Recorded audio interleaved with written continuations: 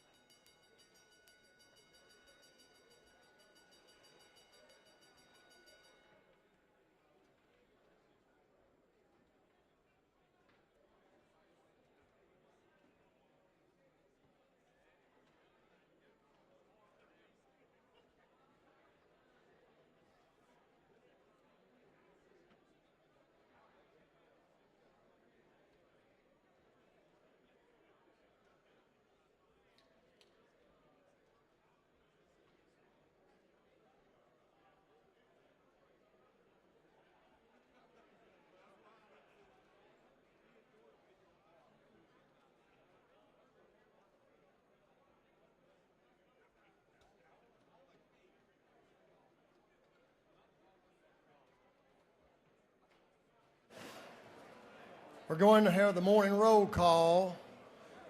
Morning roll call. All members present will please vote green to signify their presence in the chamber. Mr. Clerk will unlock the machines.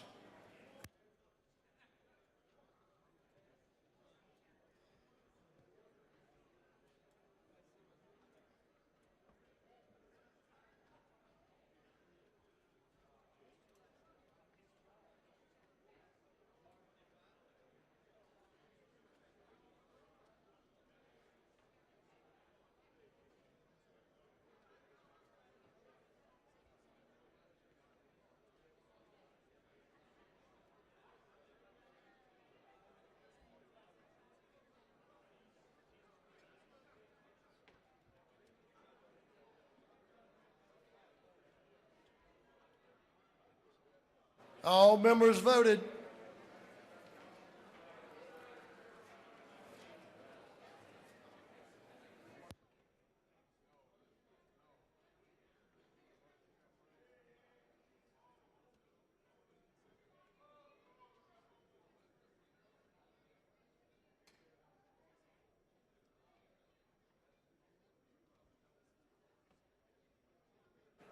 Have all members now voted?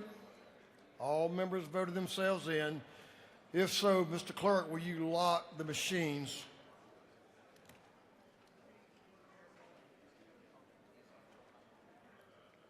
Doorkeepers, will you please close the doors and keep them closed?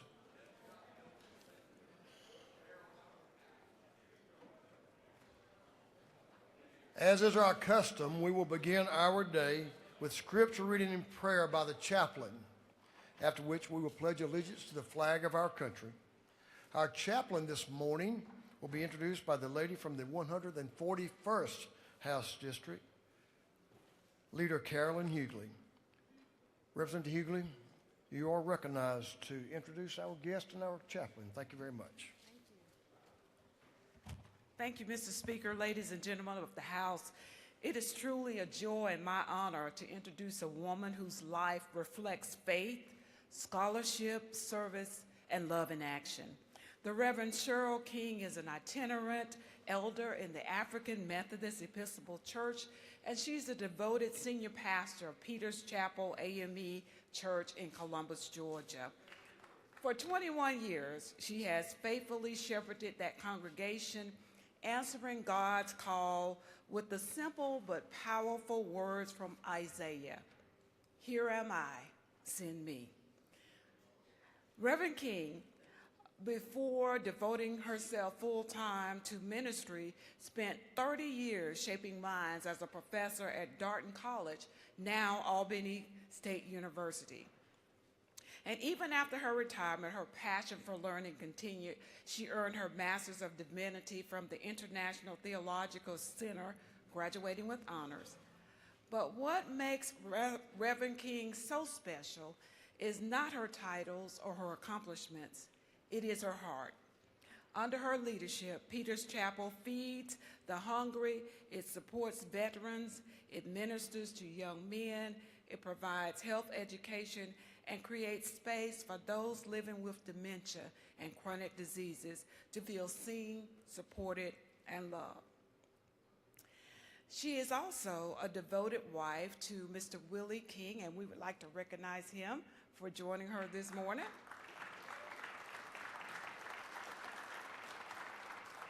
She's the proud mother of 8, a loving grandmother and great-grandmother.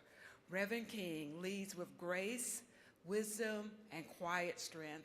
And I would be remiss if I didn't give her a shout out for being a member of Zeta Phi Beta Sorority Incorporated. So please join me in warmly welcoming Reverend Cheryl King.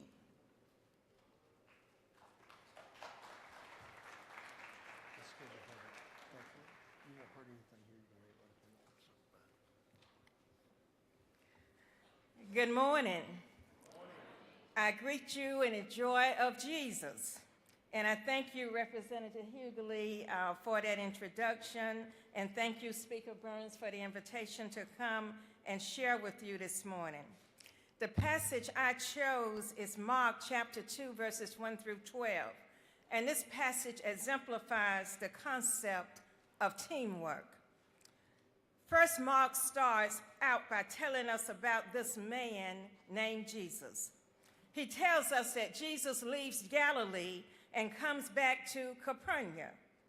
When the people heard that Jesus was back in town, they came in crowds and filled the house where he was. There was no room in the house, not even outside the door. Everyone had shown up to see this man named Jesus, who then preaches the word to them. But then Mark tells us something else. He tells us about 4 men. These men, like everyone else, had heard about Jesus. And like everyone else, these 4 men come, but they come carrying a paralyzed man. The man couldn't get to Jesus by himself, but they cared enough to get together to do what was necessary in order to get the man to where Jesus is. And they knew it would not be easy. And it was not just a matter of getting the man there, but getting him there would involve the 4 of them working as a team in order to achieve their purpose in getting this man to Jesus. They had to collaborate, join forces. They had to team up. They had to coordinate. Each person had to be willing to do his part. And they had to communicate. They had to talk with one another, and they had to listen to one another. And just think, these 4 men had to decide to put their own personal interests aside, had to agree with one another, had to work with one another, had to talk and listen to one another. But look at what they had to do. First, they had to agree to go in the same direction. You couldn't have the 2 at the front trying to go forward and the 2 at the back trying to go backwards. They all had to agree to go in the same direction. No one is arguing about which direction to go. No one is arguing about who is right and who is wrong. They had to agree to go in the same direction. And they had to agree to walk at the same speed. They would not have been successful if one was walking slower or faster than the others. They all had to step the same, just like a soldier. Forward, march, half step, march, right step, march, left step, march. They had to all step at the same speed. And then they had to agree to go to the same place. One couldn't say, well, let's take him to the synagogue because that's where I heard where Jesus is. And the other one said, no, we need to go to Peter's house because that's where I heard where Jesus is. They had to agree as to the place where they were going.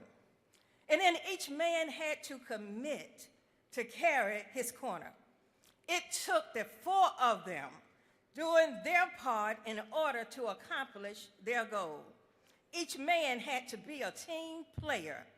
If one of them dropped his corner, they would not have been able to accomplish their goal.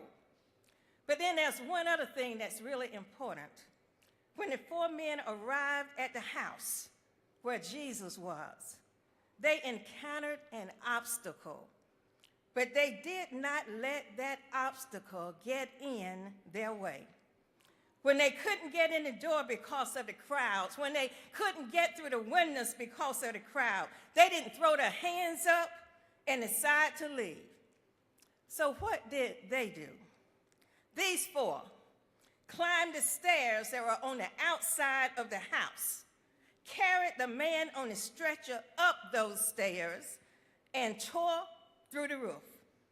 These four were determined to get their friend to Jesus, and they didn't care how it looked. They didn't care what the crowd thought. They didn't care what the crowd said. They just tore off the roof, lowered the mat right in front of Jesus. And as ones representing the people you have been elected to serve, like these four, you must be willing to communicate with one another. You must be willing to coordinate sometimes with one another. You must be willing to collaborate with one another. And then sometimes, when you encounter an obstacle, you must be willing to tear the roof off of some things. You must be willing to step up and do what is right, regardless of what anyone else does, regardless of what anyone else says, regardless of what anyone else thinks, working as a team to get the job done. One of my favorite movies is Coach Carter, the true story of Ken Carter, who in 1999 became the head basketball coach for a high school in a poor city suburb. He was tough. He was strict, trying to teach these boys more than just how to play basketball. But there was one player, Timo, and he thinks that this is just all over the top, that he's just not going to do what the coach says he should do. So he quits the team, only to return later with a desire to be reinstated. So he asked Coach Carter, what must I do to be able to play? And Carter deliberately sets him an impossible task. He must complete 2,500 push-ups and 1,000 suicide drills by Friday. Friday comes. He has tried, but he has not completed the task the coach set him. So although impressed by his effort, Carter asked him, hey, you got to leave the gym. You failed. You were not successful. Unexpectedly, another player, Jason, who previously had a personality conflict with Timo, he steps forward and he tells the coach, I will do push-ups for him. You said we're a team. One person struggles, we all struggle. One person triumphs, we all triumphs, right? So Coach Carter watches Jason drop to the floor and began doing push-ups. And then one by one, each team member steps forward, drops to the floor, and starts doing push-ups until Timo reaches his goal. They had been acting only as individuals, but now they're working together as a team. And the point for you today, as you gather to do what's best for the state of Georgia, is to work together as a team to get the job done. Please stand for prayer.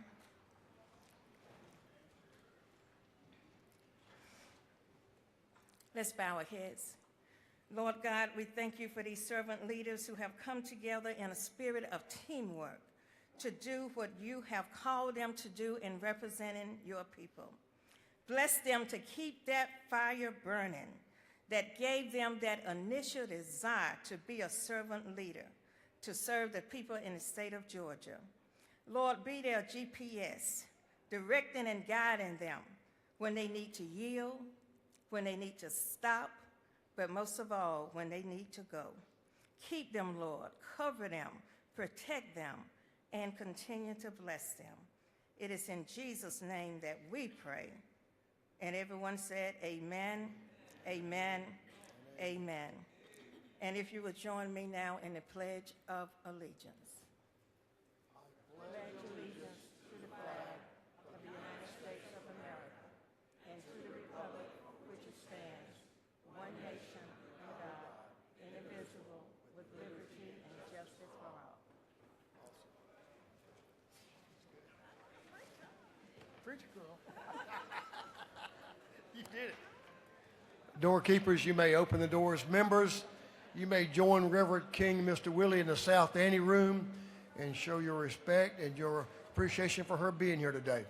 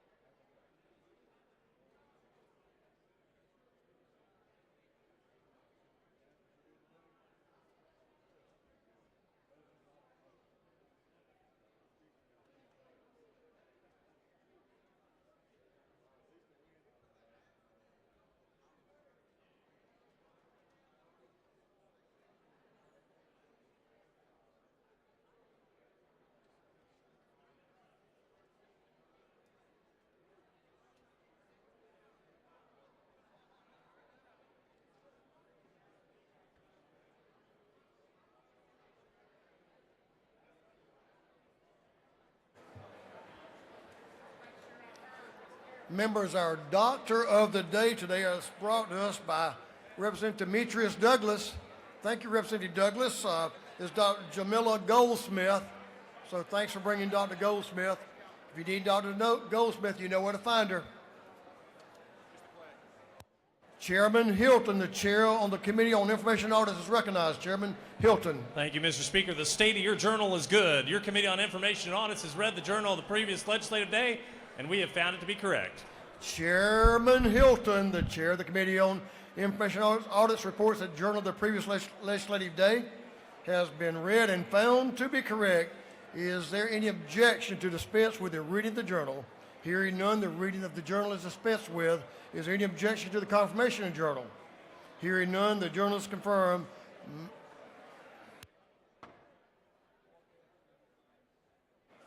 Mr. Clerk will read the resolution establishing the order of business for the day. Representative Administration of the 104th moves following be establishes the order of business during the first part of the period unanimous consents. Introduction of bills and resolutions. First reading and reference of House bills and resolutions. Second reading of bills and resolutions. Reports of standing committees. First reading and reference of Senate bills and resolutions. Morning orders. Is there any objection to adopting the resolution establishing the order of business for the day? Hearing none, the resolution is adopted.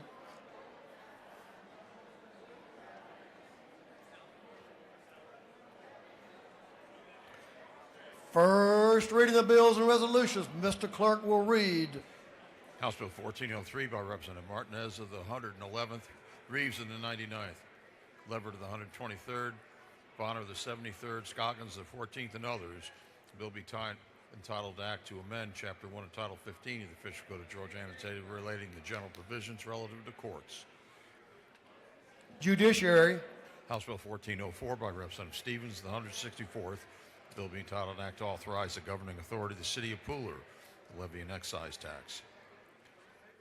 Intergovernmental coordination. House Bill 1405 by Representative Hahn of the 103rd, Rice of the 139th, Ballard of the 147th, Crow of the 118th, Holcomb of the 101st. The bill be titled Act to Amend Article 6 of Chapter 11 and Title 15 of the Official Code of Georgia annotated relating to delinquency.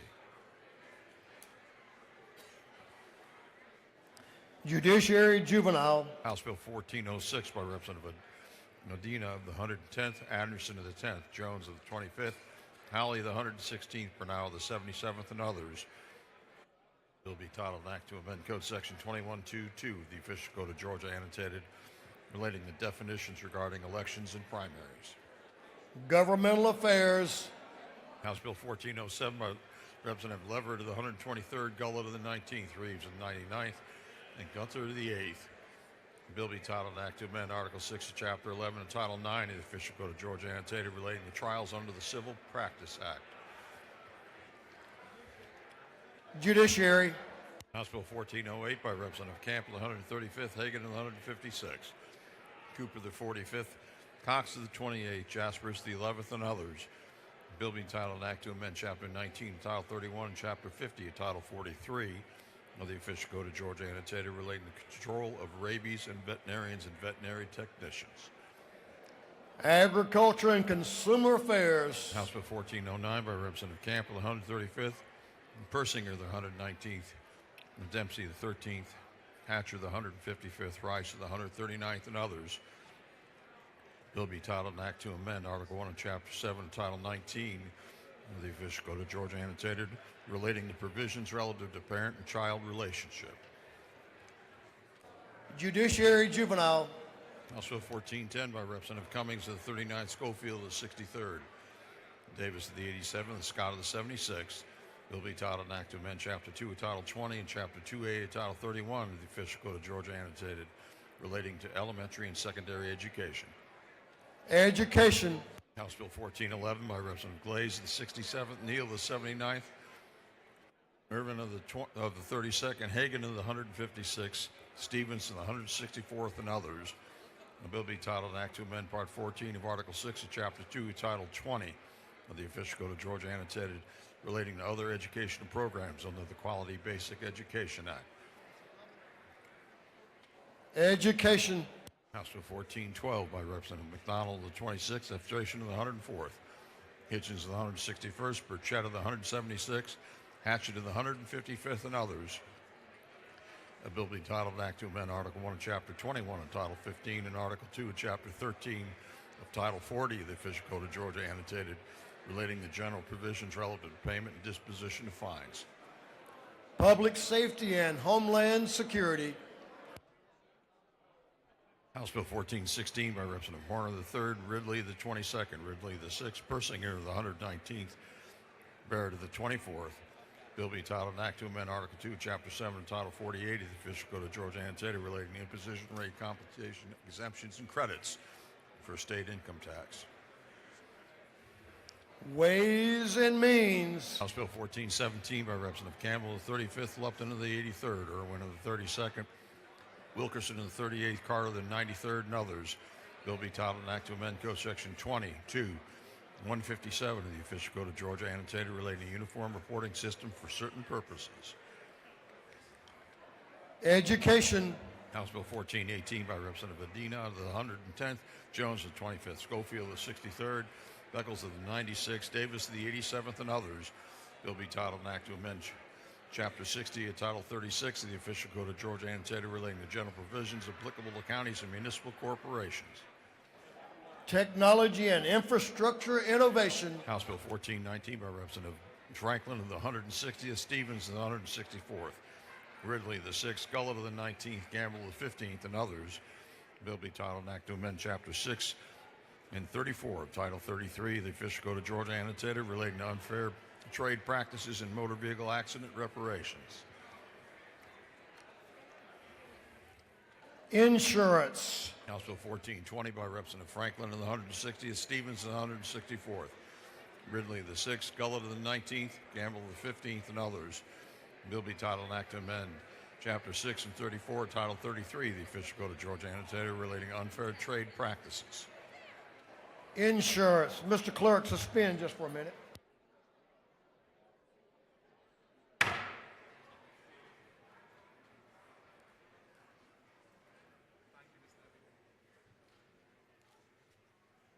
This cold weather's got us all charged up, so y'all, let's take it down a couple octaves so we can get these bills in the right committees. Mr. Clerk, proceed.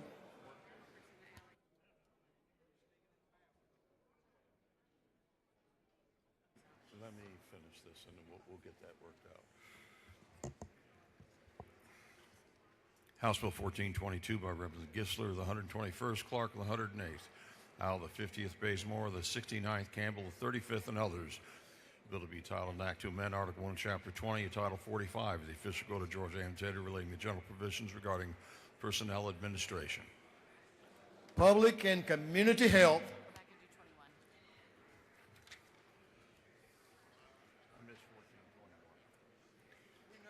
House Bill 1421 by Representative Franklin in the 160th, Stevens in the 164th, Ridley the 6th, Gull the 19th, Gamble the 15th, and others. Bill will be titled an act to amend Chapter 6 and 34, Title 33 of the official code of Georgia Annotated relating to unfair trade practices in motor vehicle accident reparations. Insurance. House, a resolution 1427 by Representative Saints of the 180th, Hitchens the 161st, Willows the 55th, Deloach of the 167th, and Townsend of the 179th. A resolution urging Congress. Special rules.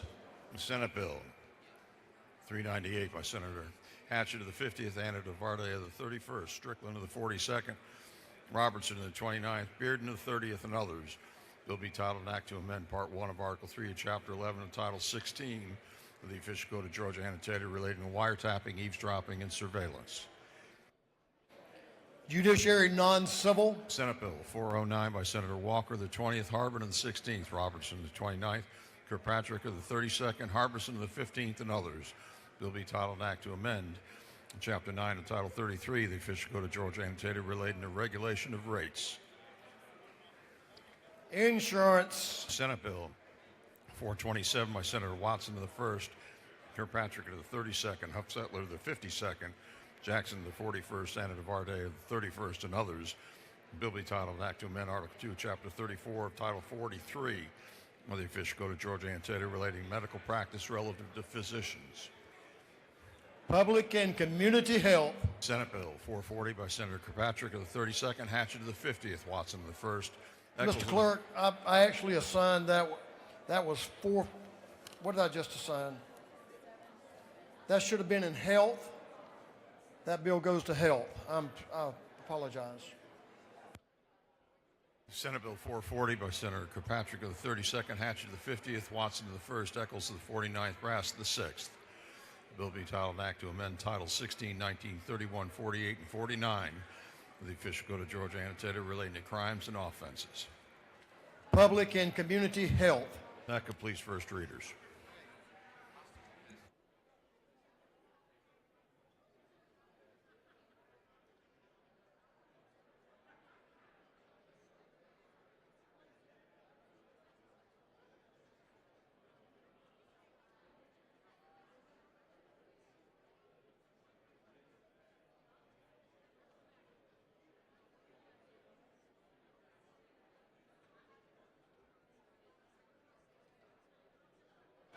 Second reading of bills and resolutions.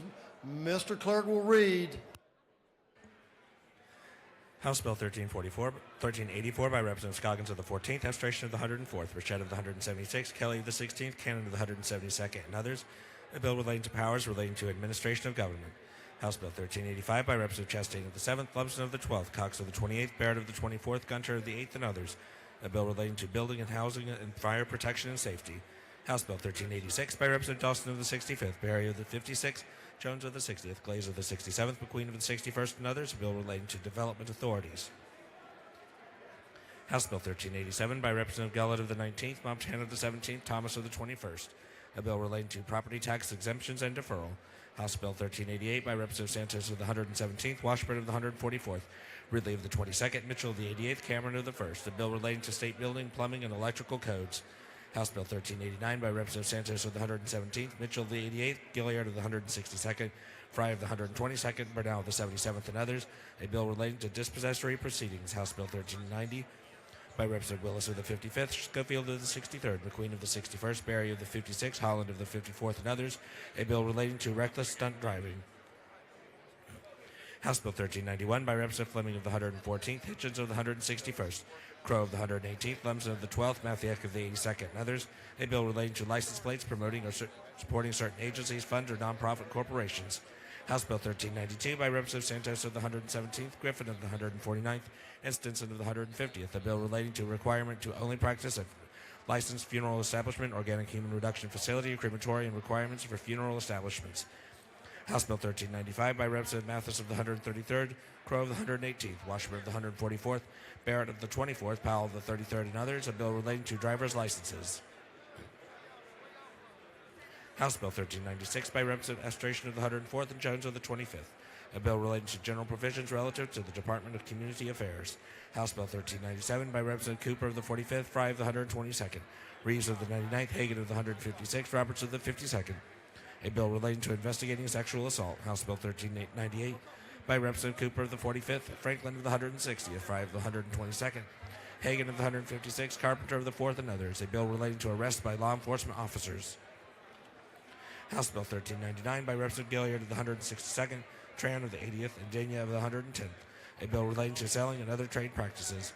House Bill 1400 by Representative Gilliard of the 162nd, Tran of the 80th, Adenia of the 110th. A bill relating to selling and other trade practices. House Bill 1401 by Representative Gisler of the 121st, Tran of the 80th, Sanchez of the 42nd, Bell of the 75th, Park of the 107th, and others. A bill relating to general provisions regarding the Department of Public Health.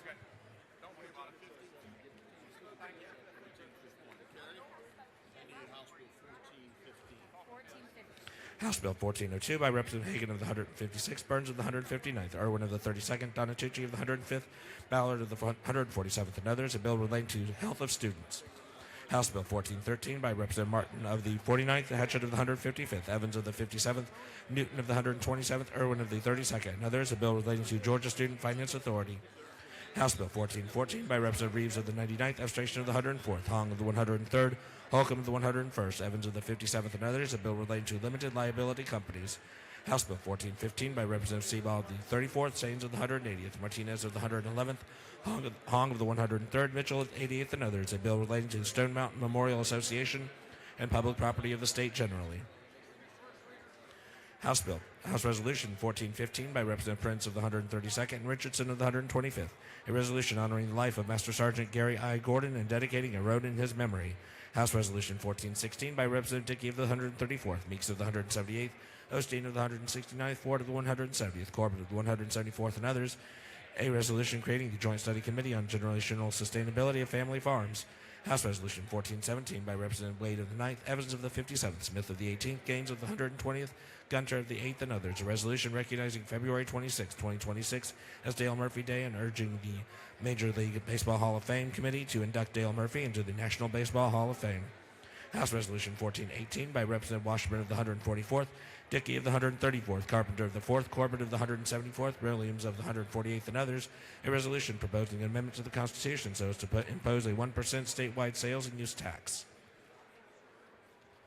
House Resolution 1419 by Representative Martin of the 49th, Hughley of the 141st, Jones of the 47th, and Cooper of the 45th. A resolution recognizing February 2026 as Turner Syndrome Awareness Month in Georgia.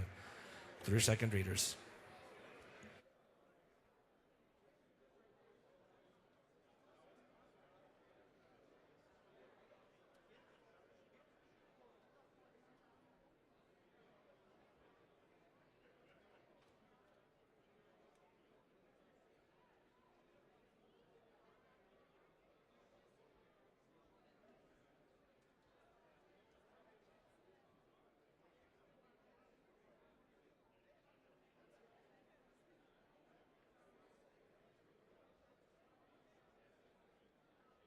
Reports of standing committees, Mr. Clerk will read. Representative Robert Dickey, the 134th District Chairman of the Committee on Agriculture and Consumer Affairs, submitted the following report. Mr. Speaker, your Committee on Agriculture and Consumer Affairs has had under its consideration the following bills of the House. As instructed me to report same back to the House with the following recommendations. House Bill 158 do pass by substitute. House Bill 1195 do pass by substitute. House Bill 1201 do pass. House Bill 1224 do pass by substitute. House Bill 1301 do pass by substitute. Respectfully submitted, Representative Robert Dickey, the 134th District Chairman. Representative Victor Anderson, the 10th District Chairman of the Committee on Governmental Affairs, submitted the following report. Mr. Speaker, your Committee on Governmental Affairs has had under its consideration following bills and resolution of the House. Has instructed me to report same back to the House the following recommendations. House Bill 1362 do pass by committee substitute. House Bill 1396 do pass. House Resolution 1348 do pass. Respectfully submitted, Representative Victor Anderson of the 10th District Chairman. Representative Hawkins, the 27th District Chairman on Committee on Health, submitted the following report. Mr. Speaker, your Committee on Health has had under its consideration the following bills of the House and instructed me to report same back to the House with the following recommendations. House Bill 1295 do pass by substitute. House Bill 1275 do pass by substitute. House Bill 1292 do pass. House Bill 326 do pass by substitute. House Bill 1122 do pass by substitute. House Bill 1278 do pass. House Bill 1374 do pass. House Bill 1236 do pass. House Bill 1138 do pass by substitute. Respectfully submitted, Representative Hawkins, the 27th District Chairman. Representative Chuck Martin of the 49th District, Chairman of the Committee on Higher Education, submitted the following report. Mr. Speaker, your Committee on Higher Education has had under its consideration the following bill of the House. It's instructed me to report same back to the House with the following recommendations. House Bill 1293 do pass by committee substitute. Respectfully submitted, Representative Chuck Martin of the 49th District Chairman. Representative Lumsden of the 12th District Chairman of the Committee on Insurance submitted the following report. Mr. Speaker, your Committee on Insurance has had under its consideration the following bills of the House. It instructed me to report the same back to the House with the following recommendations. House Bill 961 do pass by committee substitute. House Bill 1058 do pass by committee substitute. House Bill 1198 do pass. Respectfully submitted, Representative Lumsden of the 12th District Chairman. Representative Gunner of the 8th District Chairman of the Committee on Judiciary submitted the following report. Mr. Speaker, your Committee on Judiciary has had under its consideration the following bills of the House. It's instructed me to report the same back to the House with the following recommendations. House Bill 688 do pass. House Bill 1221 do pass by committee substitute. House Bill 1348 do pass by committee substitute. House Bill 1364 do pass. House Bill 1365 do pass. Respectfully submitted, Representative Gunner of the 8th District Chairman. Representative Camp of the 135th District Chairman of the Committee on Judiciary Juvenile submitted the following report. Mr. Speaker, your Committee on Judiciary Juvenile has had under its consideration the following bills of the House and Senate. Has instructed me to report same back to the House the following recommendations. House Bill 1283 do pass by substitute. Senate Bill 383 do pass. Respectfully submitted, Representative Camp of the 135th District Chairman. Representative John Corbett of the 174th District Chairman of the Committee on Motor Vehicles submitted the following report. Mr. Speaker, your Committee on Motor Vehicles has had under its consideration the following bills of the House and Senate. Has instructed me to report same back to the House with following recommendations. House Bill 461 do pass by substitute. House Bill 1391 do pass. Senate Bill 160 do pass by substitute. Respectfully submitted, Representative John Corbett of the 174th District Chairman. Representative Smith of the 18th District Chairman on the Committee on Judiciary and Non-Civil submitted the following report. Mr. Speaker, your Committee on Judiciary and Non-Civil has had under its consideration the following bills of the House. Has instructed me to report same back to the House with the following recommendations. House Bill 1196 do pass by substitute. House Bill 1329 do pass. House Bill 1324 do pass. House Bill 1290 do pass. House Bill 1076 do pass. House Bill 421 do pass by substitute. House Bill 626 do pass by substitute. House Bill 1390 do pass by substitute. House Bill 1303 do pass by substitute. Respectfully submitted, Representative Smith of the 18th District, Chairman. Representative Alan Powell, 33rd District, Chairman on Committee on Regulated Industries, submitted the following report. Mr. Speaker, your Committee on Regulated Industries has had under its consideration the following bills and resolutions of the House and Senate. Is instructed me to report same back to the House with the following recommendations. House Bill 892 to pass by committee substitute. House Bill 1197 do pass. House Bill 1254 do pass by committee substitute. House Bill 1305 do pass by committee substitute. House Bill 1392 do pass by committee substitute. House Resolution 752 do pass by committee substitute. House Resolution 952 do pass by committee substitute. Senate Bill 146 do pass. Senate Bill 239 do pass by committee substitute. Respectfully submitted. Alan Powell of the 33rd District, Chairman. Representative Jones of the 25th District, Chairman on Committee on Technology and Infrastructure Innovation, submitted the following report. Mr. Speaker, your Committee on Technology and Infrastructure Innovations had under its consideration the following bills of the House and Senate. Is instructed me to report same back to the House with the following recommendations. House Bill 1230 do pass by committee substitute. Senate Bill 177 do pass by committee substitute. Respectfully submitted, Representative Jones of the 25th District, Chairman. Representative Shaw Blackman of the 146th District, Chairman on Committee on Ways and Means, submitted the following report. Mr. Speaker, your Committee on Ways and Means has had under its consideration the following bills of the House and instructed me to report same back to the House with following recommendations. House Bill 565 do pass by committee substitute. Respectfully submitted, Representative Shaw Blackman of the 146th District, Chairman. That completes the reading of the reports of standing committees.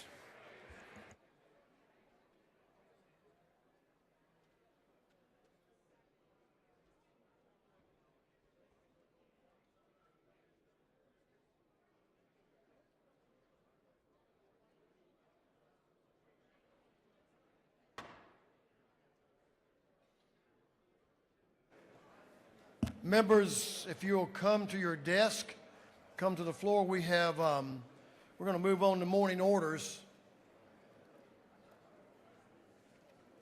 But I want your attention first. We have a special invite resolution. We have an invite resolution.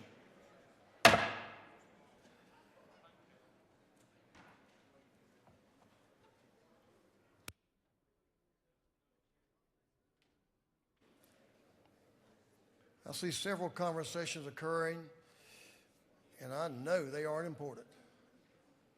But if you have one that is important, please take it to the anteroom so other members may give attention to the lady that's about to be in the well, and then those that will be presenting some morning orders shortly. Thank you, members. Mr. Clerk, will you read the caption of House Resolution 1176, 1176? House Resolution 1176 by Representative Osteen in the 169th, Dickey the 134th, Meeks of the 178th, Corbett of the 174th, and Huddleston of the 72nd. A resolution commending the Georgia Future Farmers of America Association and recognizing February 24th, 2026 as Future Farmers of America Day at the state capitol. Representative Angie Osteen from down in South Georgia is recognized to speak to House Resolution 1176. The lady is recognized. Thank you, Mr. Speaker. As everybody can tell on their desk that Chairman Stephen Meeks left, it's FFA Day at the Capitol. At this time, I'd like to ask all of the FFA students that are in those wonderful blue and gold jackets, y'all please stand up. Y'all, yes, please give them a round of applause. Welcome to the Capitol. We're glad to have you here today. Thank you. Y'all may be seated. Mr. Speaker, it is an honor to welcome these exceptional young leaders in agriculture to Georgia FFA Day at the Capitol. There's something special about seeing these blue and gold jackets gathered beneath the gold dome. It's only fitting that Georgia FFA stands under the very symbol of our state's leadership. Georgia FFA Association is one of the largest and strongest FFA associations in the nation, with more than 1,000 members across hundreds of middle school and high schools chapters in our state. These students embody the knowledge and resilience to lead agriculture, our state's #1 industry, into the future, which currently contributes over $80 billion annually to our state's economy. Each year, Georgia FFA members log thousands of community service hours, compete in nationally recognized events, and consistently rank among the state's top associations at the National FFA Convention in Indianapolis. They are scientists, farmers, business owners, educators, policymakers, and public speakers in the making. And today, they are here to see firsthand how leadership and service come together in action at our state capitol. Thank you, Georgia FFA, for demonstrating the motto, learning to do, doing to learn, earning to live, living to serve. Those 12 words reflect exactly why these students are here today. I'm going to be joined in just a second by our state president, Ramaya Stevens. But one moment of personal pride. Caitlin Marchant, come up here. Caitlin Butler Marchant is from my hometown of Hazelhurst, Georgia, and she is the daughter of my lifelong friends, Stanley and Becky Butler, who are as a surprise, up in the gallery today. She is Georgia's very first female to hold the positions of Agriculture Program Manager for the Georgia Department of Education, and she is also a state FFA advisor. Congratulations. Becky and Stanley, y'all stand up.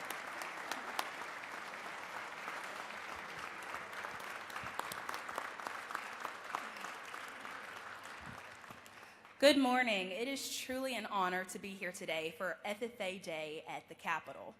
Alongside me today are 3 state vice presidents. We have Leighton Morris from Morgan County. We have Quinn Penley from Clark Central, and we have Anna Grace Hunter from Moultrie. Today, we are so honored to be here with the leaders who truly emphasize the legacy that agricultural education is able to have. On behalf of the 300 FFA members and advisors here for FFA Day at the Capitol and the 80,000 FFA members across our state, thank you for your commitment and your support of agricultural education. At the end of the day, it is so important for every student to know where their food comes from, where the shelter over their head and the clothing on their back is from. And because of you all, we are allowed to grow as leaders, build communities, and strengthen agriculture. So thank you so much.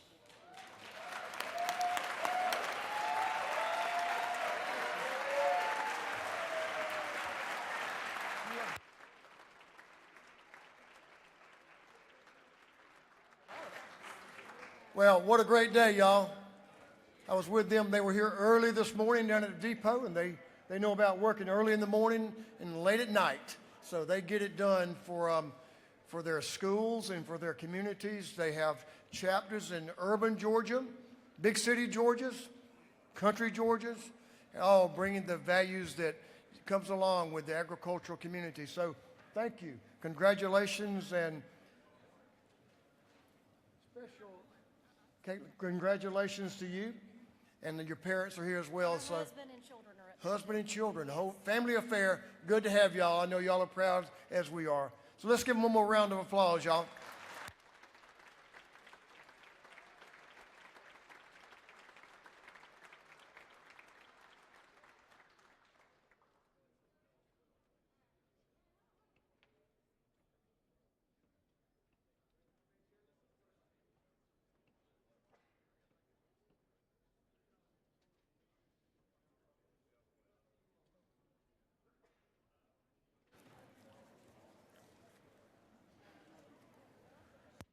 Representative Denia, we're ready to move on to morning orders. The gentleman will have up to 2 minutes for a moment in Black history.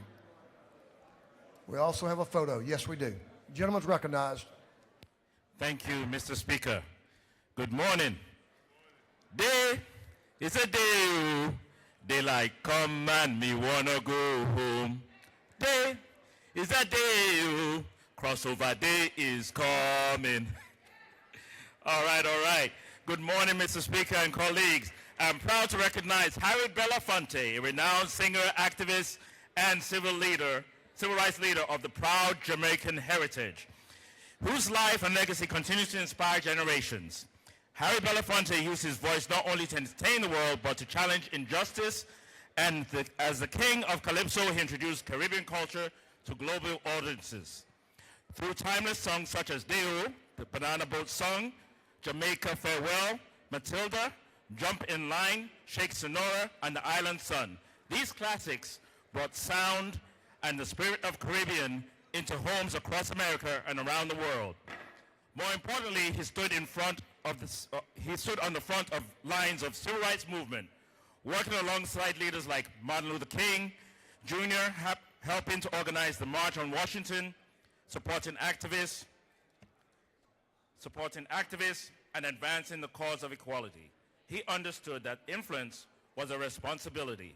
He used his platform to advocate for human rights, dignity, and opportunity, not just in America, but around the world.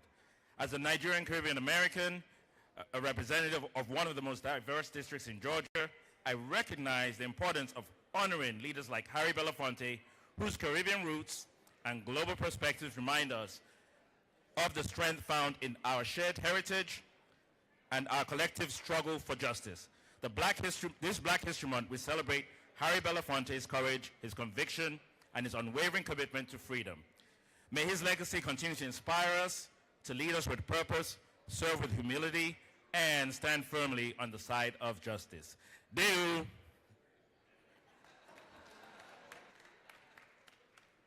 Representative Adenia, you should have used Mr. Belafonte's recording when you opened up. Good job. Thank you very much for that morning order. Representative Amari Crawford is going to be recognized for our first morning order.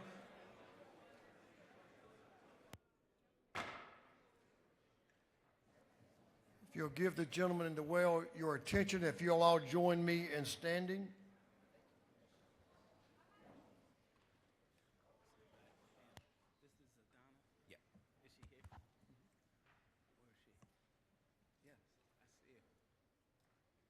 Thank you, Mr. Speaker. Friends, I'm standing before you today to honor someone that's very important in DeKalb County.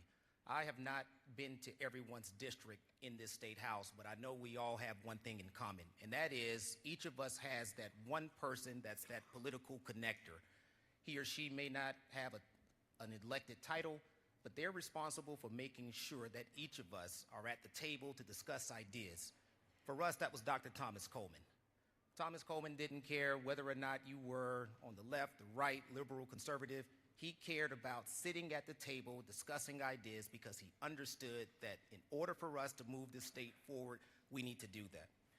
His daughter, the Solicitor General of DeKalb County, wrote a few words, and I'm going to share them briefly.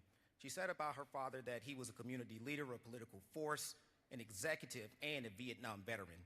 He had a rare gift that he can walk inside any room and make people feel heard, valued, and respected. He knew politics, but he never forgot people, which is why he believed strongly in the ability to resolve issues coming together, and you can do so over a meal. He believed in us as a team versus me individually. His legacy will live on. It is tough to replace somebody like that in DeKalb County.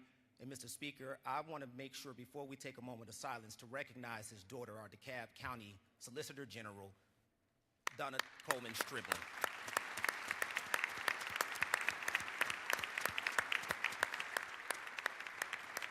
His legacy will live on, and if you would you please take a moment of silence in Dr. Coleman's honor. Thank you, Mr. Speaker, and friends, I yield the well. Thank you, Representative Crawford. Thanks for recognizing Dr. Coleman. Quite the gentleman. Thank you so much. Okay, members, here's our posture. We have a lot of good friends in the gallery. We want to recognize them. And you have a lot of colleagues who need to recognize folks. So you're going to have 30 seconds. So do your best or even do better. I think you can do it. We'll start. We'll see how Representative Bill Werkheiser is recognized for a morning order. Representative Jasmine Clark, you're on deck. Thank you, Mr. Speaker. As Angie alluded to, we've got Caitlin Marchant's family here. we've got a resolution we'd like to present to them. If they could make their way over to the gallery. Her resume is quite impressive. She's from Jeff Davis, my district, so thank you for letting us recognize her. Thank you. Good to have the family here. Quite the accomplishment. Representing Jasmine Clark and friends. Ladies recognized. Thank you, Mr. Speaker. This morning, I would love to welcome Help for Healthcare Professionals to the Capitol today for Help for Healthcare Professional Day. This is an organization that was started back in 2020 and has served healthcare professionals since then. They are graduating future physicians, nurses, and so much more. They have also been instrumental in reaching back out to the Jamaican community in Jamaica to help them with Hurricane Melissa relief. This is an excellent organization. We are so happy to have them here with us. They are up in the gallery. Please stand.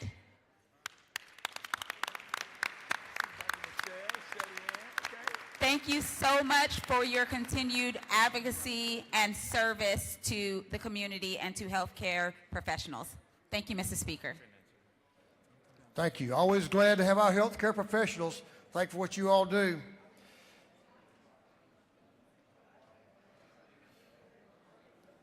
Representative Mac Jackson, Chairman Blackburn, and Chairman Williams. Noel Williams. Gentlemen are recognized. Representative Glaze, you're on deck. Thank you, Mr. Speaker, fellow members. We are very excited and honored to have with us today on their 60th anniversary this year of the 1966 Perry High School basketball championship team. And I believe along with a very important part of that group, a couple of the cheerleaders as well. Would y'all please stand and let us honor you and thank you and welcome you to the People's House this morning.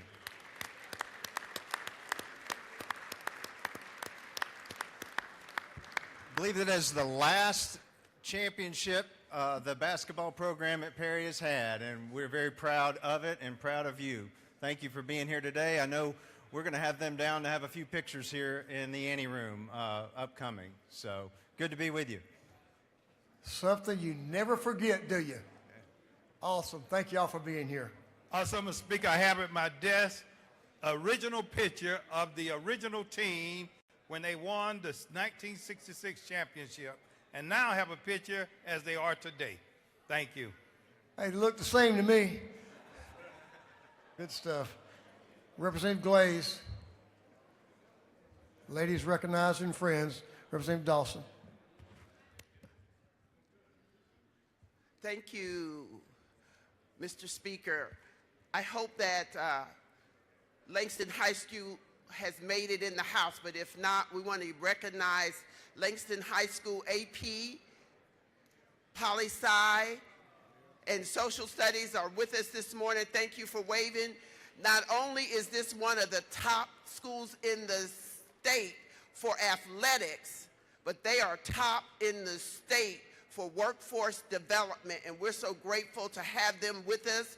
They're from South Fulton, as well as Creekside High School, who is doing a great job with athletics, but workforce development is #1 as well. Thank you so much, Mr. Speaker.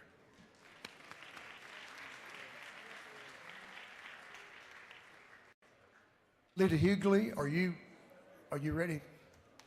The lady is recognized, Lita Hughley. And you have some friends. I see Representative Reese, Representative Buckner, join representing the leader for her morning order. Ladies recognized. Thank you, Mr. Speaker, ladies and gentlemen of the House.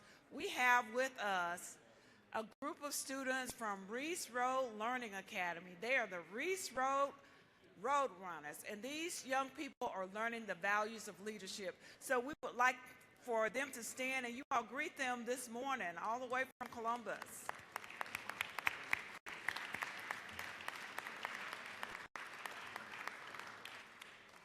Also, Mr. Speaker, if you would look on your desk, you have a gift from Columbus. It's a coaster. We hope that you will use it and put it in a conspicuous place in your office. Thank you so much. We yield the well. I will. I looked at it this morning. It's beautiful. Thanks for that. We appreciate it. Thanks to Columbus. Chairman Hatchett, you have friends or you're by yourself? Oh, you're by yourself. You're a lone rider there. Chairman Hatchett's recognized. Thank you, Mr. Speaker. Friends, we are honored today to have future leaders from Lawrence County in our presence. At this time, I'd like to ask the Lawrence Youth Leadership Group to stand, be recognized, and welcome you to your capital. Thank you.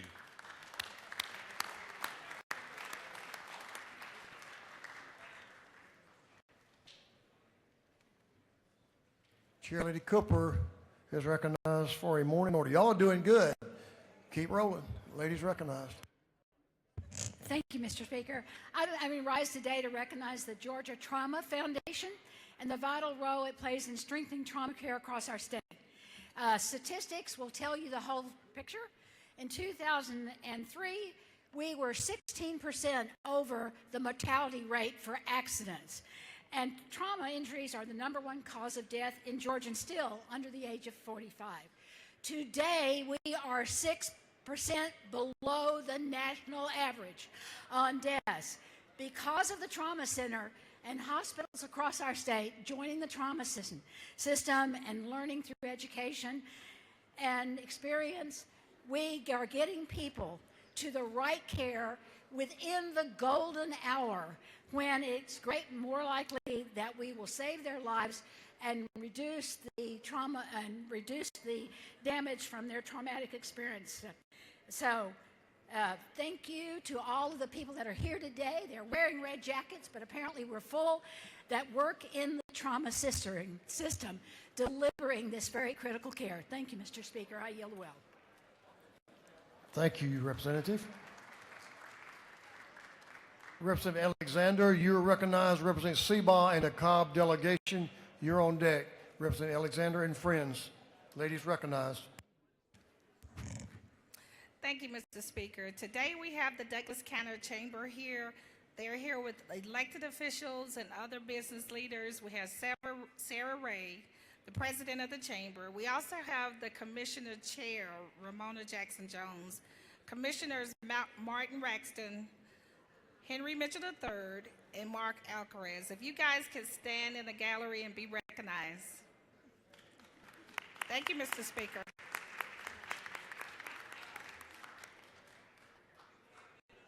Representative Seabaugh and the Cobb delegation, give them a second and then the gentleman will be recognized.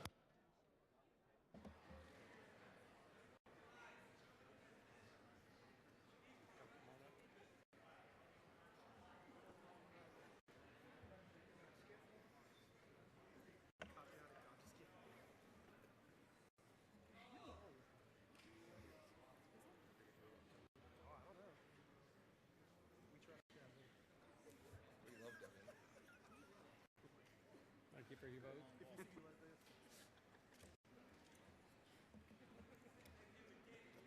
Gentleman's recognized. Thank you, Mr. Speaker, members of the House. Today I am honored to welcome leaders from Cobb County, leaders who help drive one of our most important economic centers in our state. It is home to major employers like the Home Depot, Lockheed Martin, Racetrack, and Metro Atlanta Ambulance Service. Companies that create opportunity, companies that strengthen Georgia's economy, and companies that invest in our future. Cobb is also home to some of our state's world-class destinations, including the Atlanta Braves and the Battery Atlanta, the Cobb Convention Center, and Cobb Energy Performing Arts Center. It is home to Kennesaw State University, Chattahoochee Technical College, Highlands College, and Life University. These institutions drive tourism, they provide education, and are preparing the next generation of Georgia's workforce. The Chamber's Government Affairs Committee plays a vital role by connecting the business community with this body, helping to ensure that Cobb County and all of Georgia remains the best place to work, live, and to do business. Please join me, colleagues, in welcoming the Cobb Chamber of Commerce Government Affairs Committee to our state capitol. Will you please stand? Thank you, Mr. Speaker.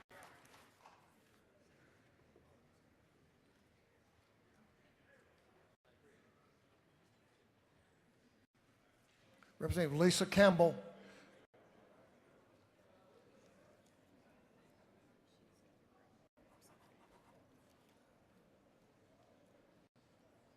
And friends.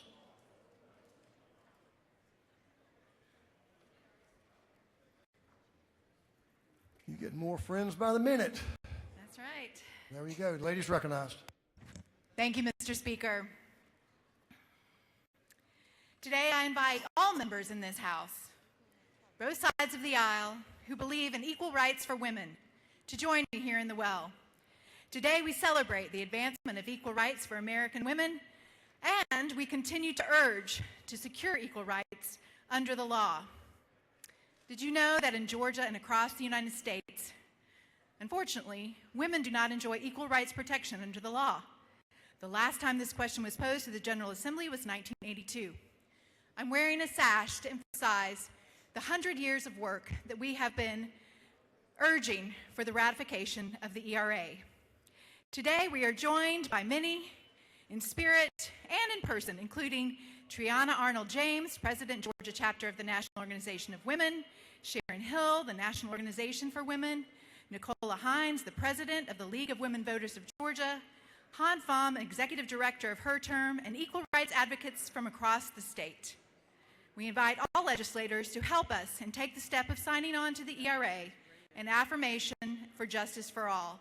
I dedicate this morning's order to my mother, Gail, who chose equal. Thank you all. Let's stand and give a moment of recognition to our ERA advocates in the gallery.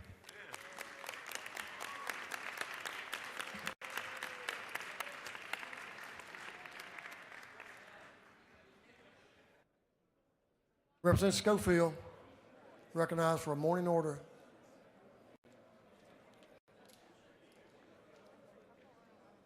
And friends, yes. No friends. Wait a minute, are y'all with, no? No Ladies suspend. No friends. Now the ladies recognized. All right. Thank you, Mr. Speaker. Thank you, Mr. Speaker. Members of the House, I rise and recognize to the Capitol today one of the best JROTC groups in the state of Georgia. I'm on red already? And that is from South Atlanta High School, the JROTC, under the leadership of Principal Philip Brazil Jr. and Captain Maurice Brown, and my junior legislative ambassador, Zanaya Hall.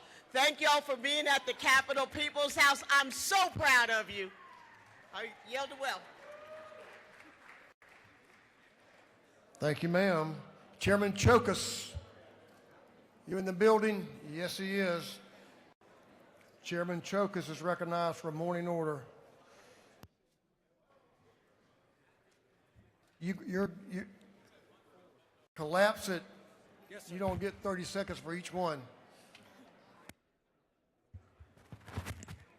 Thank you, Mr. Speaker.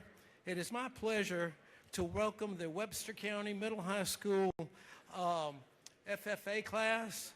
They are accompanied by Sarah Lynn Fleming, the agricultural teacher, James McCullough, who's a principal, Joseph White, and Pamela Aldridge. So if my FFA students from Webster County could stand. If y'all are here, there, stand up. Thank you. Go Bobcats.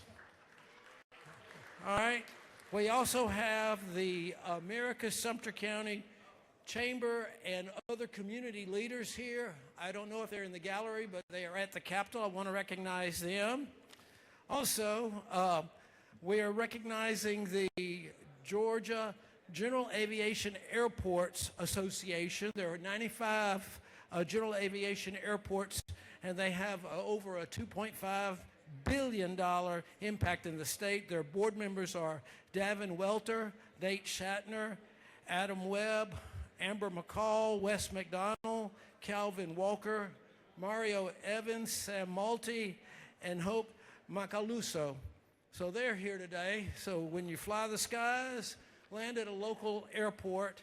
And last My Sly County Wildcats are here, also representing FFA with Trey Stewart, Eric Sellers. Stand up, guys, if y'all are still in the gallery.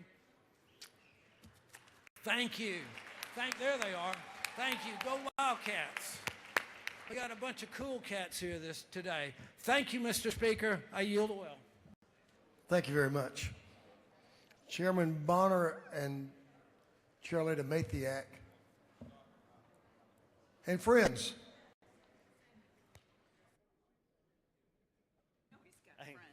Hey, good morning. Thank you, And Mr. Representative Speaker. Bazemore.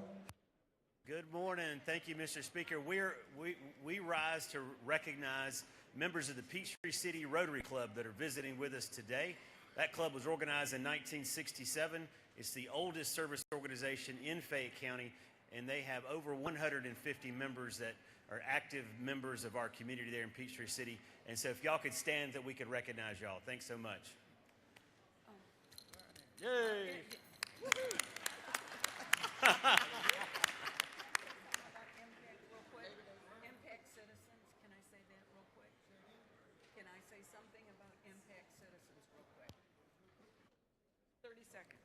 Or less. We'd also like to welcome Impact Citizens here today. They're the group that prays for us and keeps us lifted up to the Lord. Thank you, guys. Thank you, Mr. Speaker. We certainly need to recognize them. Thank you for your prayers. Representative Bernal. I'll give the ladies some space. She's going to bring some friends. Ladies recognized. Thank you, Mr. Speaker. Today we are here to recognize and commend Deetra Poindexter on being named the Georgia Association of Conservation Districts 2025 Supervisor of the Year. And she's right up here in the gallery. Would you all stand and congratulate her? Thank you, Mr. Speaker. Thank you, Representative Bernal. Thank you for your work. Very important. Thanks for what you're doing.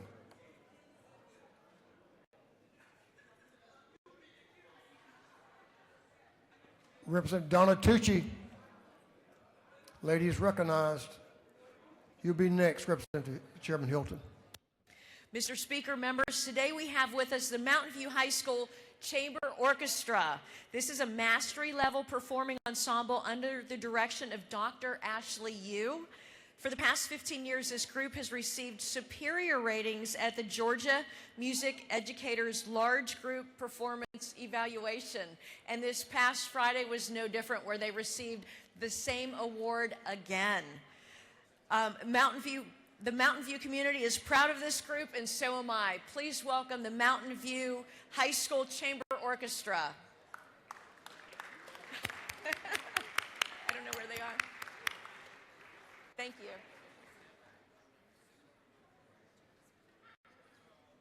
Chairman Hilton's recognized for a morning order. Thank you, Mr. Speaker. It is fitting on Education Day. We have some of the brightest students in our state with us. These kids can read, write, and do arithmetic. Please join me in welcoming the third grade class from Mount Pisgah. Mount Pisgah Patriots, would you guys please stand up and be recognized? Hey.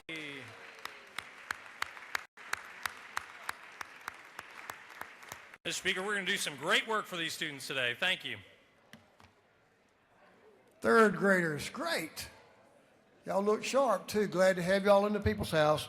Representative Santos is recognized. And friends, is that what you're...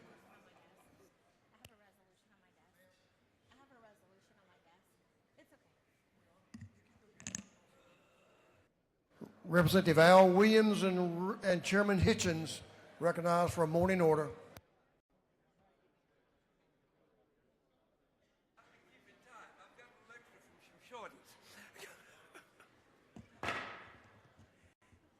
Thank you, Mr. Speaker. I rise to recognize some folk that are not recognized enough. Chairman Hitchens and I. In January of 24, I lost $1,800 in a money transfer. Had really given up. Called the guy who stole the money, and he told me it was his blessing. Just last week, I was informed by our Georgia Bureau of Investigation that they found him in California. And with us today is the director of the GBI, Chris Hosley, and the GBI Cyber Unit. You are not given enough credit. Thank you so much. If you're here, will you please stand? If not, we'll send you a bill. There you go. Thank you. Great job. They're always on the job. Just because you don't hear from them does not mean they're not working. You don't know how much I appreciate you. Mr. Speaker, I yield the will. Thank you, Director. And one of the elite investigative bodies in our country, right here, our own GBI. Thank y'all for what you do. We really appreciate you. Chairlady Lynn Smith. Maybe not. Representative Santos has up to 30 seconds. Thank you, Mr. Speaker. Today I rise to recognize an extraordinary group of Georgia students, leaders who are making an impact for far beyond our state through their service with the Boys and Girls Club of Puerto Rico. This past January, more than 165 volunteers from across 13 states, including many from Georgia, traveled at their own expense, raised over $23,000 this year and more than $40,000 over the last 3 years. They work directly with young people here in Georgia.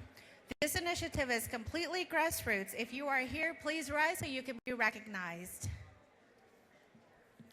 Thank you for your service to Georgia. Mr. Speaker, I yield the well.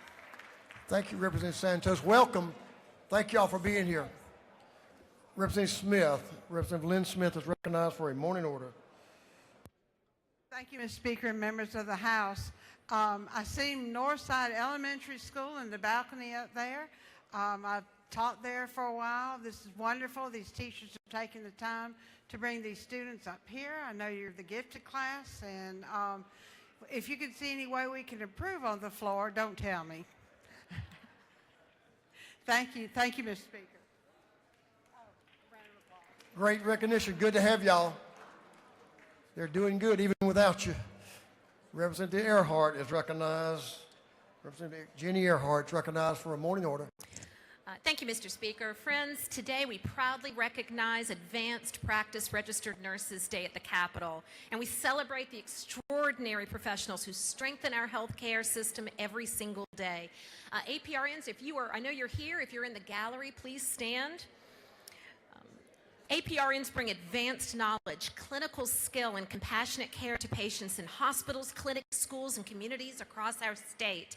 They serve as trusted providers, educators, and advocates who improve quality of healthcare in Georgia. Georgia is stronger and healthier because of their commitment, leadership, and service. Today, we thank our APRNs, and I'm proud to include my daughter Kelly in that group, for their professionalism, resilience, and unwavering passion. Please join us in honoring and celebrating Advanced Practice Registers Nurse Day and the remarkable difference these professionals make in our communities. Thank you, Mr. Speaker. I yield the well. Absolutely. Thanks for that recognition. They do great work. Big part of our healthcare system. That completes our morning orders. Thank you very much. A lot of good folks recognized here this morning. We'll move on to the rules calendar, Mr. Clerk. You ready? Mr. Clerk, will you read the caption to House Bill 1193? House Bill 1193 by Representative Irwin of the 32nd and others to be entitled an act to amend Title 20 of the Official Code of Georgia annotated relating to education so as to promote and advance statewide literacy and reading education efforts, to substantially revise the Georgia Early Literacy and Dyslexia Act. This bill having referred to the Committee on Education. That committee recommends that this bill do pass by committee substitute.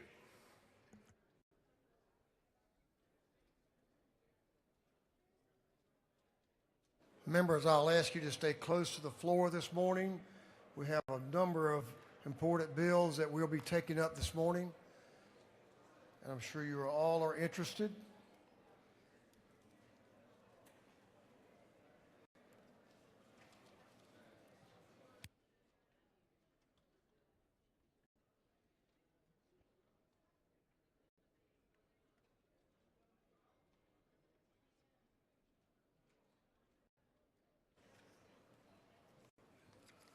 We're going to talk about some education priorities for this state, for this House.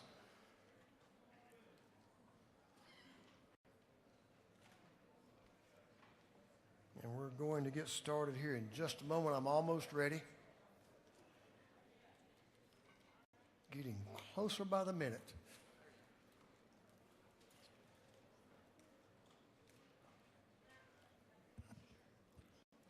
Thank you, Mr. Clerk. I'm going to recognize Chairman Irwin in just a second as he will present House Bill 1193. And I hope all of you will give the gentleman your undivided attention.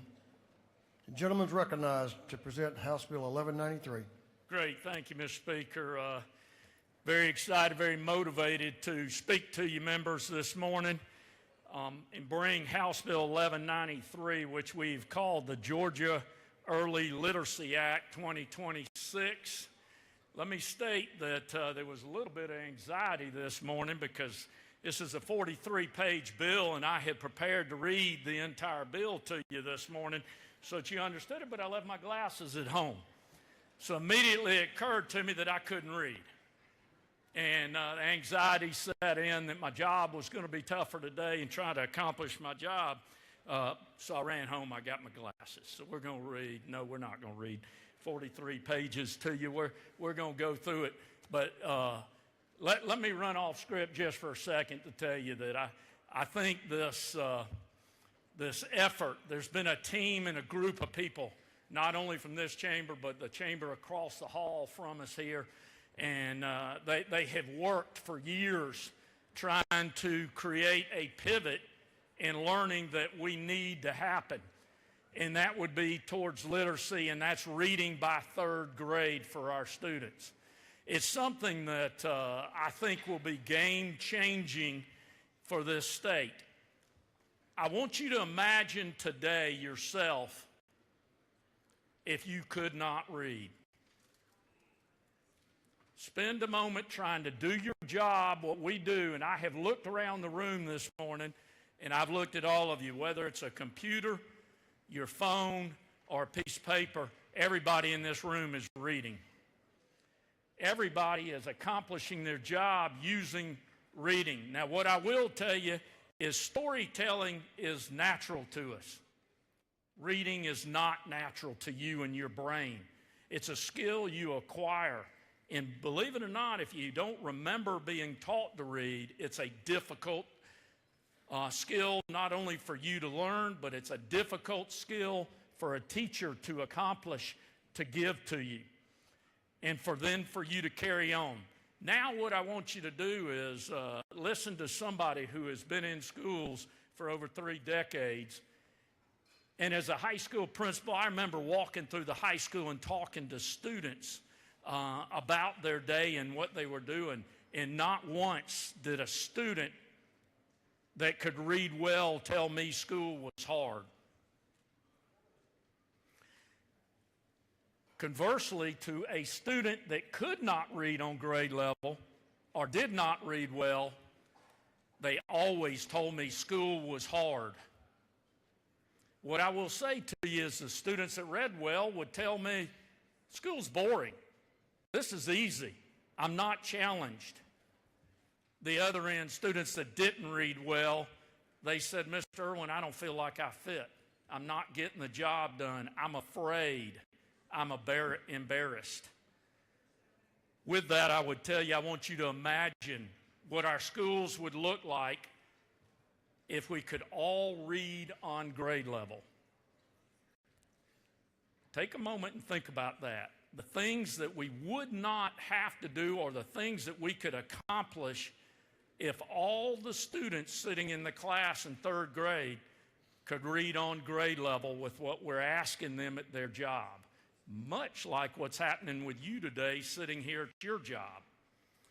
And that's reading on whatever the administrative level you need to be a representative and accomplishing the work that you need to on these bills. I'll tell you that reading is fundamental to learning. All subjects require reading. So we've got to set that base. That's what this bill does. It sets the base for kindergarten through third grade for the student to get through third grade and be on grade level. Currently, a majority of our third graders are not reading on grade level. So in other words, we must pivot. We have a mission in 1193 that we must accomplish. We must teach our kids in third grade. What I'm going to ask of you to read on grade level, what I'm going to ask of you is this has to be an effort out of everyone in this state. This doesn't need to be an effort out of just some people or just our educators. We need to have everybody supporting the effort that this is something important. I will give you the exact same thing for when we attacked cancer. And we said we were going to do a better job in the 1960s at researching and preventing cancer and curing cancer. We must have the belief that all of our children can learn to read on grade level. And if we don't all believe that, you know what? For some of those kids we don't believe in, they're not going to get there. Let's also have this in mind. Reading helps you dream. Helps you dream bigger. Helps you dream better. It takes you to places that you couldn't necessarily go when you're sitting and reading that book in front of you. So I ask you, have you ever read something and it created ideas in your brain? Did it create wonder and desire? Did it help you build better dreams for you? So teaching our children to read on grade level will change lives. Teaching our children to read on grade level will change the fabric inside of our school at what we do and what they can accomplish every single day. I'll tell you what this bill does. The bill is aimed at promoting and advancing comprehensive early literacy and reading education efforts that are aligned to the science of reading throughout the state. The bill's major points are QBE funding for school-based literacy coaches in each public school with students in kindergarten through third grade.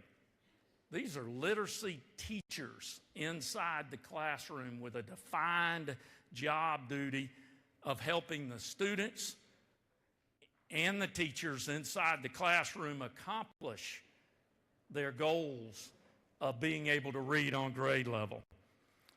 It also provides for regional literacy coaches and leadership literacy coaches based at the 16 RESAs, which are our Georgia Regional Education Service Agencies, and they are side by side not only with our teachers and coaches, what we'll call school-based coaches, but they're side by side with our principals. Just like this chamber, just like that chamber, just like this state, leadership makes a difference. That principal inside the school makes the difference for this literacy effort. So we're investing in our leaders that are inside the school about literacy. We're going to have them in the classroom. We're going to have them working with the teachers, understand training about literacy. Remember, reading is foundational to all learning. We're also comprehensive curriculum-based professional learning to support teachers and literacy coaches in applying the science of reading into instructional practices. Will be available at no cost to K-3 teachers and literacy coaches. High-quality instructional material, what we call HQIM, aligned to science of reading, is required for K-3 literacy and reading instruction. Although the compulsory school attendance age is not lowered from 6, families are encouraged to have their children start school by age 5. And in most instances, students will attend kindergarten before advancing to first grade. Folks, I'm going to stop for a second and tell you that Georgia children don't just become our children when they're 5 years old. When they're born, they're our children. And we need to invest in our children. We need to make the 1-year-old, the 2-year-old, the 3-year-old, the 4-year-old part of the learning. We can do with that by helping parents understand the importance of literacy. We can do it by giving them books and training them how to hold the book, how to read, begin to read from the book, recognizing colors and numbers, these type of things before they get to school. Require school systems to adopt unified literacy plans. There's also in the bill new and enhanced rules for placement, promotion, and retention for students in kindergarten and first grade. And families will decide whether their children will start kindergarten as they're advancing to first grade. Establishes a Georgia Literacy Task Force within the Office of Student Achievement. The standing task force under the leadership of the new Georgia Director of Literacy will select high-quality instructional material, again, what we call HQIM, comprehensive professional learning, and universal reading screeners. Requires ongoing evaluation of our educator preparation programs.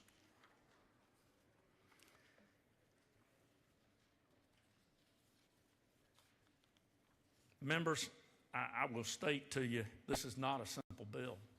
This is not a simple mission. Members, this is the most meaningful and impactful education legislation the General Assembly has championed since the Hope Scholarship in 1992. I happen to be old enough to have been around since we were debating and talking about the Hope Scholarship. I was not in this position, but I was in this state working in education, saw the value of it.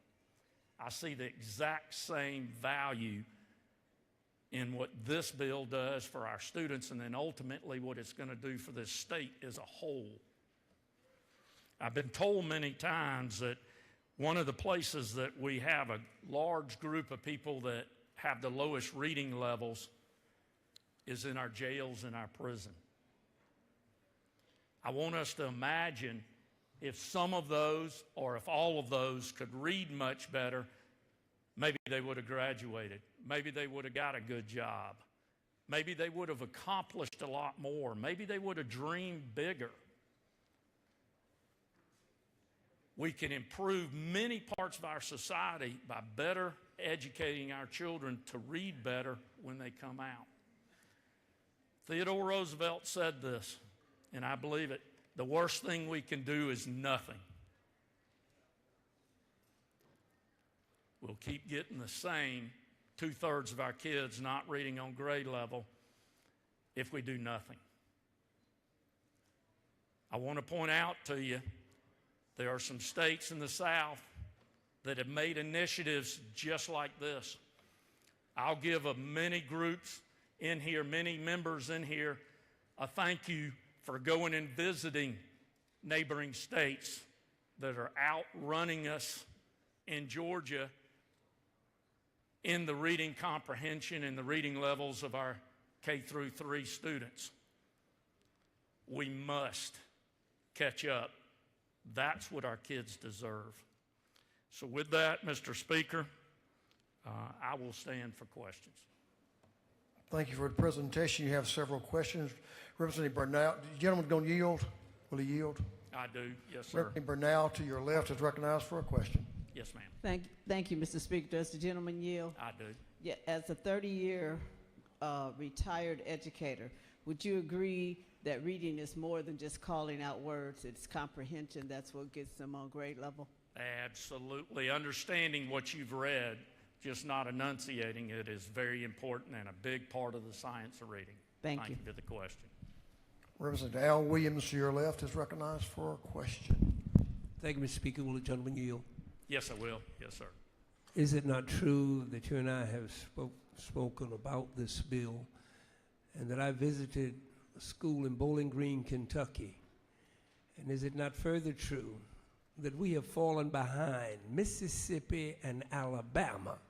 Do I need to say that again, sir? We've fallen behind Mississippi and Alabama. Is it not true that if we don't do what we have to do now, we cannot forever be the best state to do business because we will not have a workforce qualified to work in new business? Is that not so? That's true, and thank you for the comment and the question, Representative. I want you to envision something else, members, before we go on to another question. Imagine that if everybody outruns us on this reading and they start applying for our best jobs, and they're coming from not the state of Georgia. Then all of a sudden we haven't done our children a justice because they're not ready to compete. They didn't go to the better schools. They weren't prepared. They couldn't fill out the applications like other states can. We must accomplish this mission. By the way, I saw a text this morning from Mississippi governor.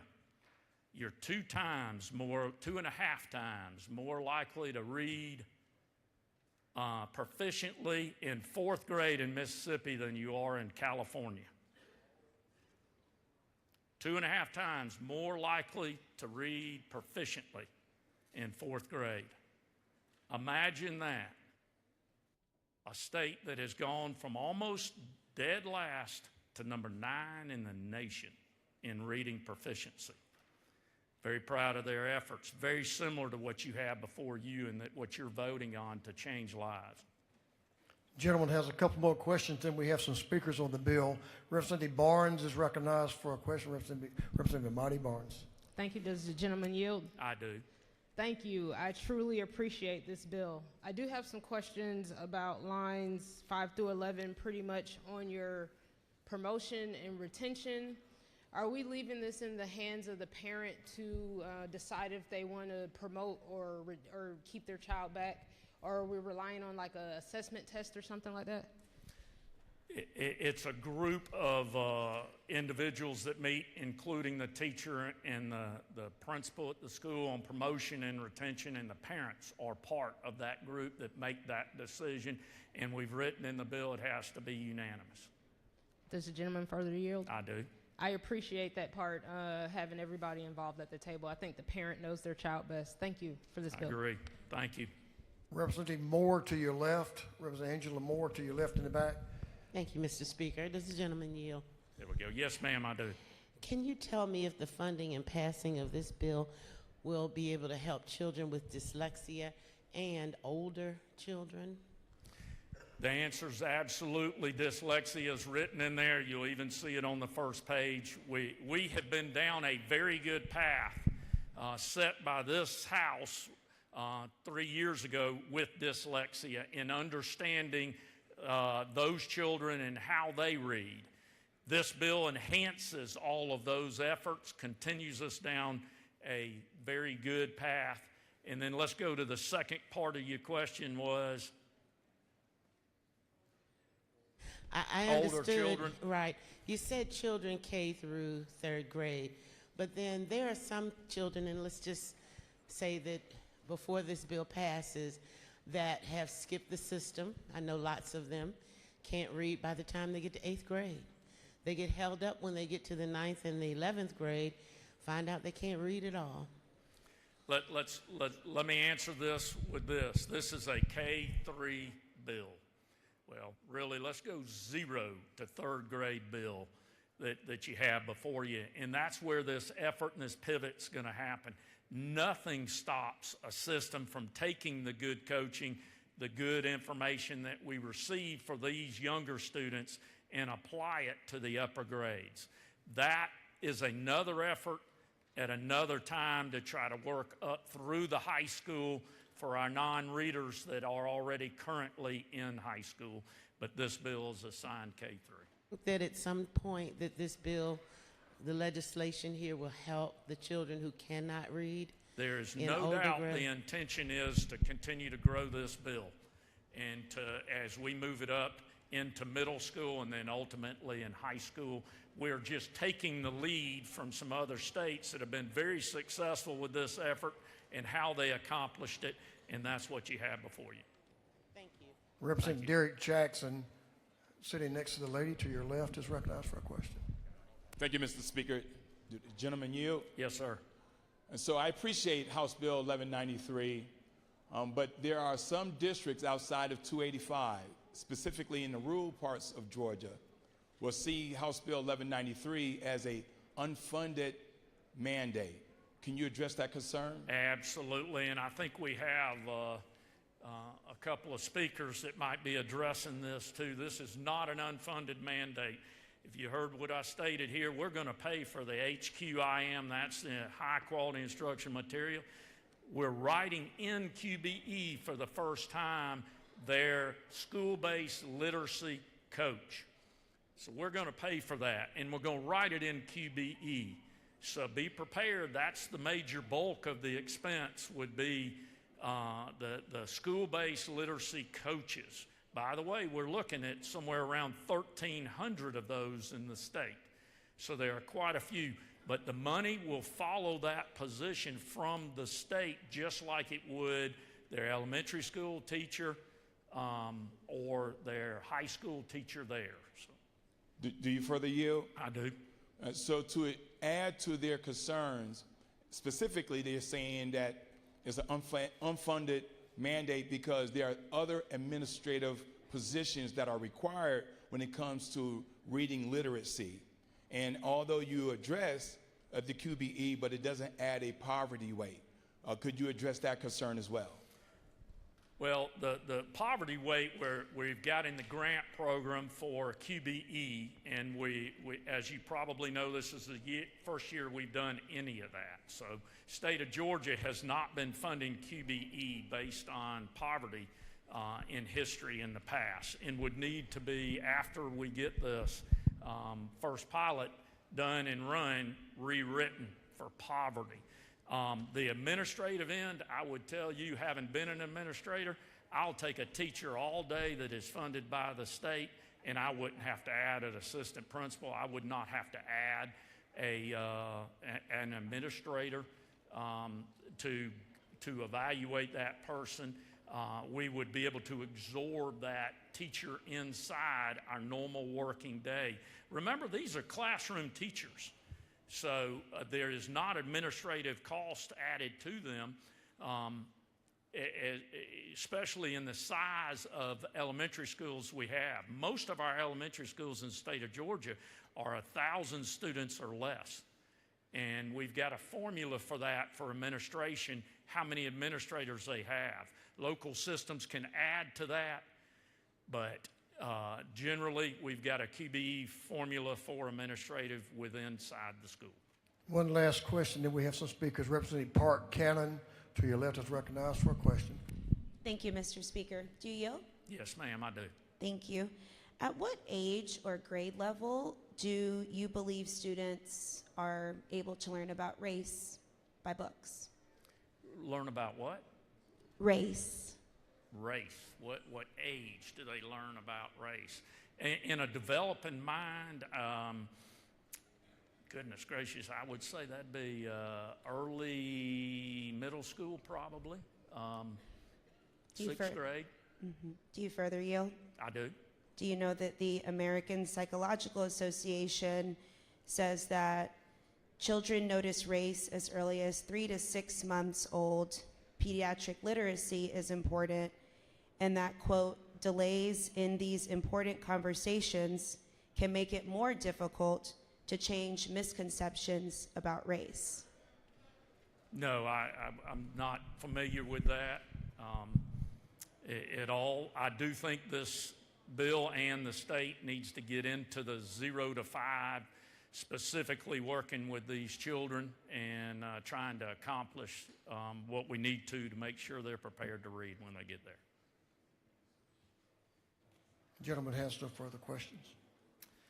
Mr. Speaker, I would then ask for your favorable consideration. This is, members, again, a mission that we cannot fail. and we cannot ignore it. So doing nothing just will not help and be justice to our young people in this state. So I ask for your consideration favorable in 1193. With that, Mr. Speaker, I will yield the well.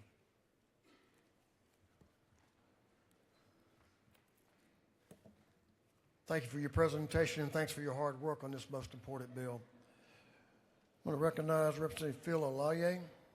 Speak to the bill. You have up to 20 minutes, but we hope it won't take quite that long, sir. Not quite. Okay, the gentleman's recognized. Thank you, Mr. Speaker, and good morning, colleagues. Today I rise in support of House Bill 1193, and I speak to you this morning not only as a legislator, but as a father. And I know the author knows this to be true, having 2- and 4-year-old grandkids. But the best time of the day is my bedtime routine with my 2- and 4-year-old boys. They slip into their PJs and grab a few books off the shelf, and we all pile into the bed and begin to slowly turn pages and trace letters and form words. And it's the coolest thing, watching their eyes light up as those little squiggly marks and shapes on a page take meaning, and they can read and understand. And there's nothing like watching your child discover language and how literacy can unlock their imagination in real time. But I also think about my own parents who did not have much. They worked really hard, long hours, not having as many books on the shelf, not having as much time after a really long day at work. And there are too many of our families and our parents who wish they had those same bedtime moments, but can't, because they're stretched thin by work, by costs, and frankly, by life.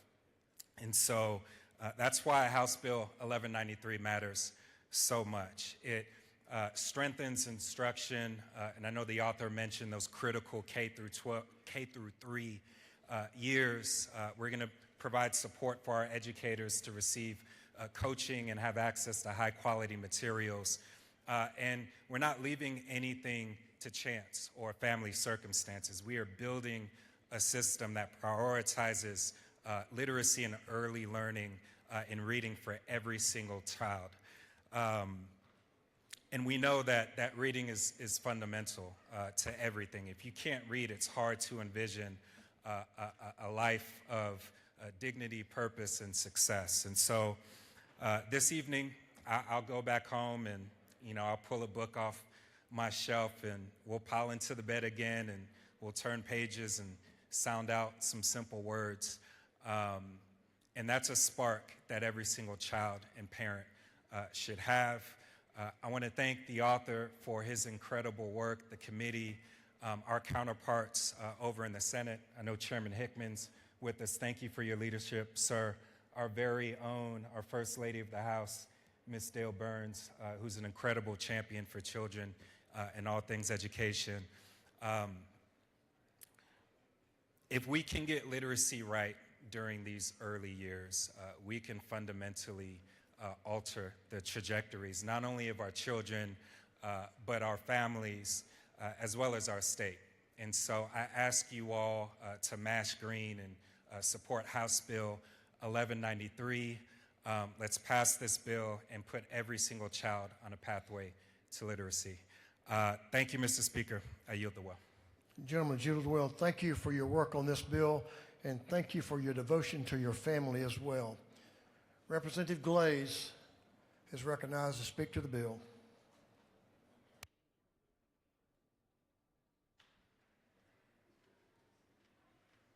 Representative Glaze is recognized. Thank you, Mr. Speaker. As I stand before you with House Bill 1193, I really stand here as a former teacher and high school counselor, knowing that I never had a problem sending my kids to the next level. And you know why that was?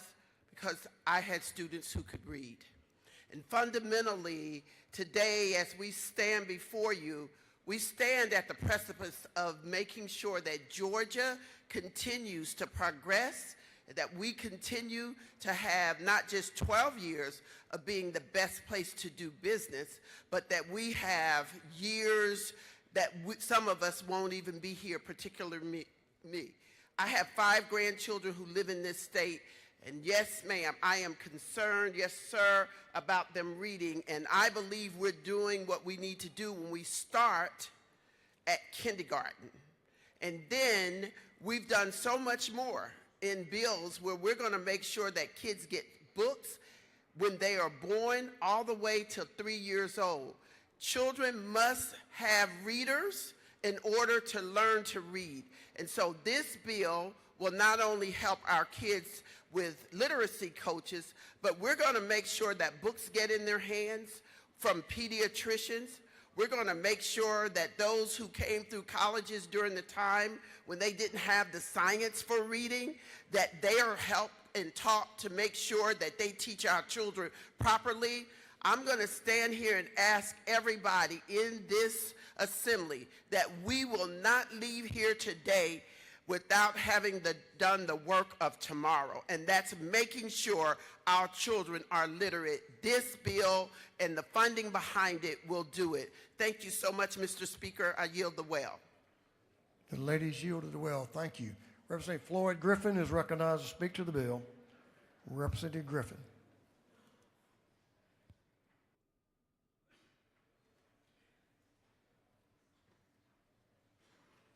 While the gentleman's coming, we'll have one more speaker after this. Representative Griffin is recognized to speak to the bill. The gentleman is recognized. Thank you, Mr. Speaker. I have a prepared statement that I want to make, but before I do that, this is a very, very important bill.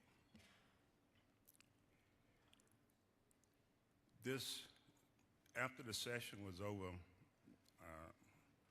last year, I was reading an article in my local newspaper where one of our schools, and I can't think, it was the 3rd or 4th grade, they were teaching those children how to write with cursor. Now, if you were back in my generation, and that's a long time ago, we learned to write cursive. We learned to read. Now, I'm going to date myself, but I finished high school in 1962. When I went off to college, I did not have to be concerned about reading. And through my military career, going all the way up to being a senior officer, that's a colonel, and working in the Pentagon, and the people who worked with me and worked for me, approximately 50% or better of my day was reading. It's a difference between reading and then be able to comprehend what you read.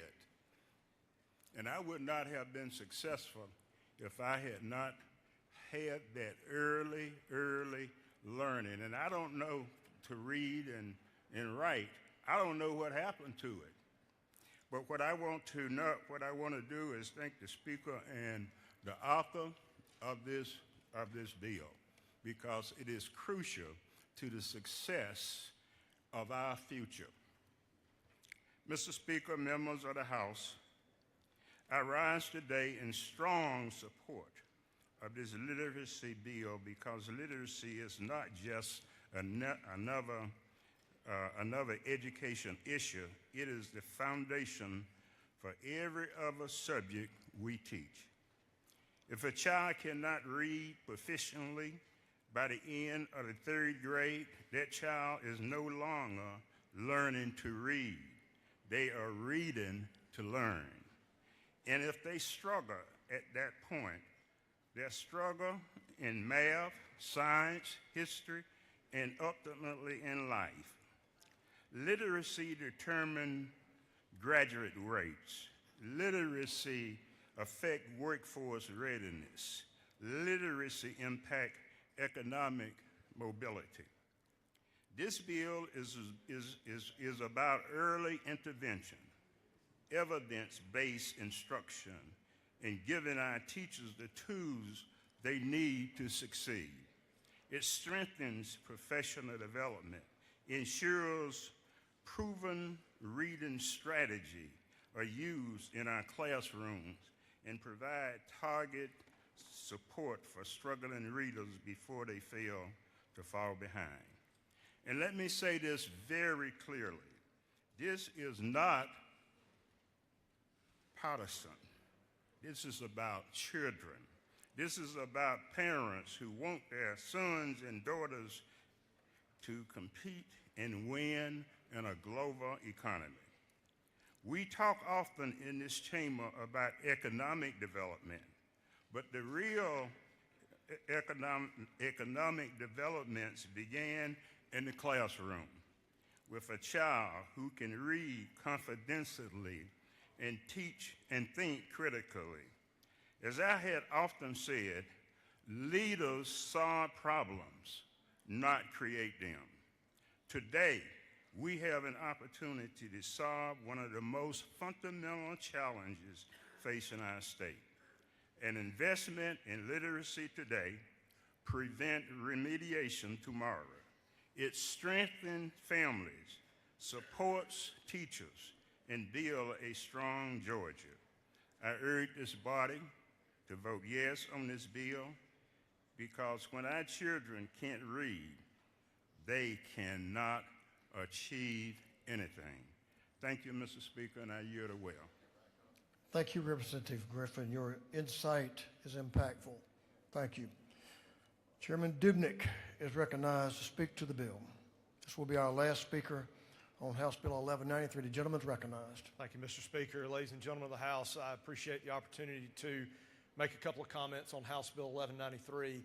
There are a couple of points that I want to make in regards to some of the questions that have been brought up. First and foremost, we have been very fortunate to work with GOSA, with the PSC, with the Board of Regents and our higher ed entities, with the Department of Education. They've all been at the table, are at the table, and will continue to be at the table to make sure that this is an initiative that's talked about, as Chairman Irwin referenced, for decades to come. I would also be remiss if I didn't take the chance to thank my good friend and partner, Senator Hickman, who has been with us on this bill every step of the way. But maybe the greatest champion of literacy that this House has is the First Lady of this House. Ms. Dale, I can't thank you enough for the dozens and dozens of hours and phone calls and text messages that we've spent together, and for your passion for literacy. I thank you for that, and the children of Georgia thank you for that. I would also point out, and here's the thought to go home with and to contemplate this week, kind of in totality of what it is that we're doing here today. When we all sit from a business standpoint, we talk about ROI being the return on investment. It would be very easy, as was pointed out by the bill's author, that we can tie literacy rates, proficient literacy rates, to incarceration rates, to mental health challenges, to chronic health care issues, to poverty rates, and to financial literacy. But I would challenge you with this thought. My business mentor years ago explained to me that ROI in this setting and in something of this magnitude really has to do with the risk of ignoring. I hope in a moment when the clerk unlocks the machine and we all look up at the board that you can tell your children and grandchildren that you did not ignore the calling that was literacy that is before us here today. I hope you'll answer that call and understand that supporting this bill is supporting all Georgians, all families, everywhere for generations to come.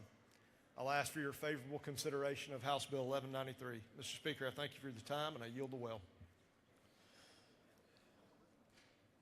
Thank you, Representative Dubnik. I know you spent a lot of time on this as well, as many in this House, this body has. That completes our discussion on House Bill 1193. Thank you, members, for your attention on this very, very important bill. Is there any objection to the previous question being ordered? Hearing none, the previous question is ordered. Is there any objection to adopting the committee's substitute? Hearing none, the committee's substitute is adopted. Is there any objection to agreeing to the report of the committee, which was favorable to the passage of the bill? Hearing none, the report of the committee is agreed to. Shall this bill now pass? All in favor of the passage of the bill will vote yes. All those opposed will vote no. And Mr. Clerk will unlock the machine.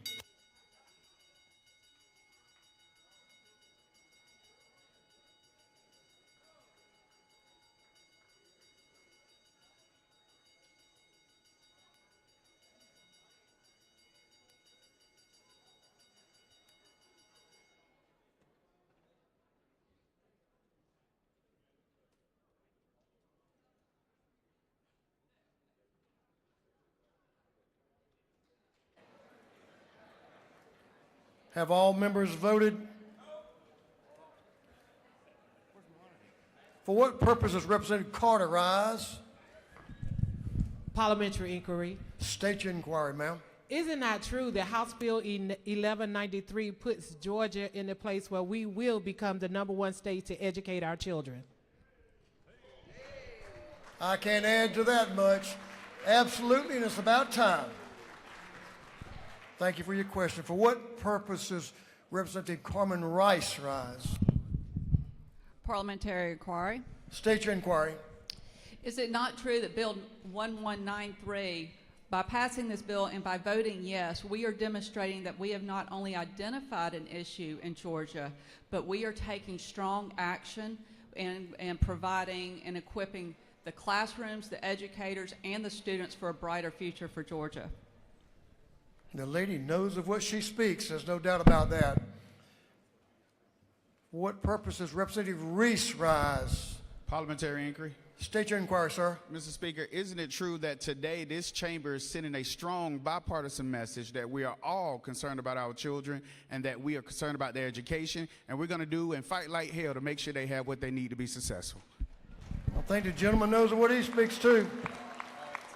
And it is a strong, strong message. Have all members now voted? All members voted. If so, Mr. Clerk will lock the machine. On the passage of House Bill 1193, the yeas are 170, the nays are 2. This bill, having received the requisite constitutional majority, is therefore passed. Congratulations to the author, but congratulations to the members of this House. Thank you. Thank you all.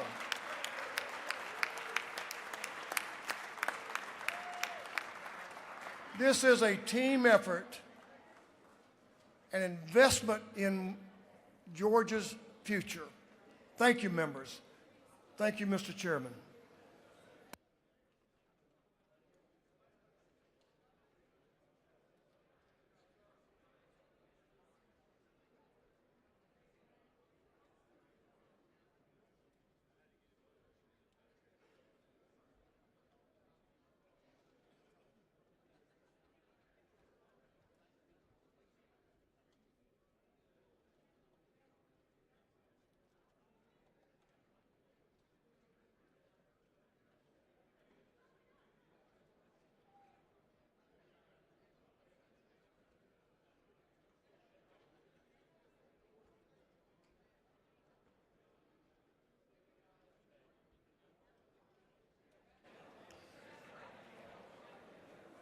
Thank you, members.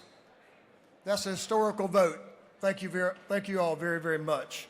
Mr. Clerk, would you read the caption to House Bill 372? House Bill 372 by Representative Ballard of the 147th and others to be entitled an act to amend Article 7 of Chapter 3, Title 47 of the Official Code of Georgia annotated relating to retirement allowances, disability benefits, and spouses benefits.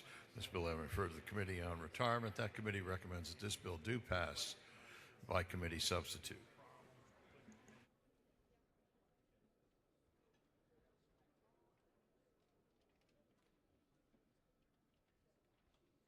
Representative Bethany Ballard is recognized, a ongoing champion for education. Representative Bethany Ballard is recognized to present House Bill 372. Thank you, Mr. Speaker. Colleagues, today I rise to present House Bill 372 that allows our schools to continue a program that helps them fill gaps in our classrooms. In 2022, this body passed HB 385, which allows retired teachers who have gained 30 years of creditable service to return to the classroom and teach in high-need subject areas. That program is sunsetting this year in June, and so my bill kicks that sunset date out to 2030. I have made a couple of changes to the original bill to make it more flexible for our classrooms. In the original language, the RESAs picked the high-need subject areas. In this current bill that I'm proposing, it will allow each individual school district to pick their area of high needs because, you know, our RESAs are very diverse and our school districts need that flexibility. We've also ensured in this bill that anyone who is returning in the area of reading or English language arts have that very important dyslexia and reading certification to continue with our literacy efforts. So thank you, Mr. Speaker. That's the bill. I will yield for any questions. You did an excellent job. You have no questions. Thank you, Mr. Speaker. I yield the will. Ladies, yield the will. We do have a speaker in favor of the bill, Representative Carter. There she is. I lost you there for a second. Ladies recognized. Good morning. Thank you, Mr. Speaker, for the opportunity to speak on this bill. Again, I think we are moving in the right direction to improve education in the state of Georgia. And I am extremely excited that my colleague has picked up something that I was trying to do and we couldn't get it done, but she's getting it done today, and I hope that everyone will vote yes, because we need to do everything we can to ensure that we have exceptional teachers in our classroom. And some of those teachers decided to retire, but now we give them an opportunity to come back because every child needs an exceptional teacher. And I believe every one of us have a story that we could tell that a teacher made a difference. So thank you, committee. Thank you, my leader, for bringing this legislation. And let's do what we have to do to improve the workforce development for teachers, even if they got to come out of retirement. Thank you, and I yield the will. Thank you, Representative Doreen Carter. We appreciate your persistence and your stick-withiness, too, to help get this across the finish line. Thank you very much. That concludes the presentation and remarks on House Bill 372. Is there any objection to the previous question being ordered? Hearing none, the previous question is ordered. Is there any objection to adopting the committee substitute? Hearing none, the committee substitute is adopted. Is there any objection to agreeing to the report of the committee, which was favorable to the passage of the bill? Hearing none, the report of the committee is agreed to. Shall this bill now pass? All in favor of the passage of the bill will vote yes. All those opposed will vote no. And Mr. Clerk will unlock the machine.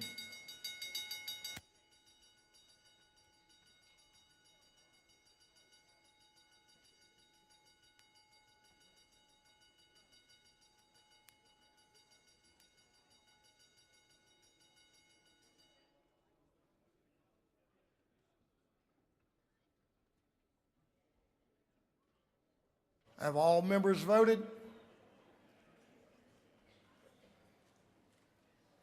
All members voted. If so, Mr. Clerk will lock the machine on the passage of House Bill 372. The yeas are 168, the nays are 0. This bill having received the requisite constitutional majority is therefore passed. Members, we have a number of important bills that we need to work on today, but I'm going to, let's break for lunch. This House will be in recess until 1:15 p.m. 1:15. This House will stand in recess until 1:15.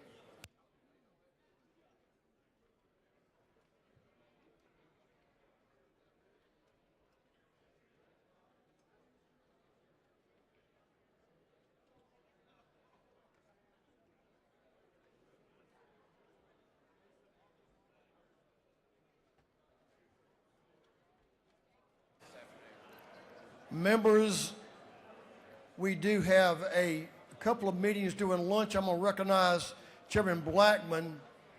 So we will come back to order. Chairman Blackman is recognized for an announcement. Ways and Means will not meet during lunch. We will meet later upon adjournment. Thank you.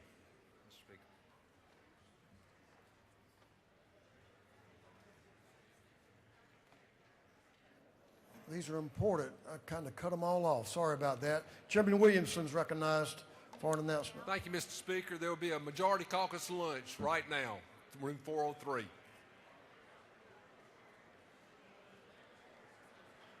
Chairman Carson recognized for an announcement. Folks, the House Retirement Committee as well as the Joint Retirement Committee that will meet after session after our 1:15 reconvening. Thank you. Representative Terry Cummins is recognized for an announcement. The Cobb delegation will be meeting in Club 514 immediately upon adjournment.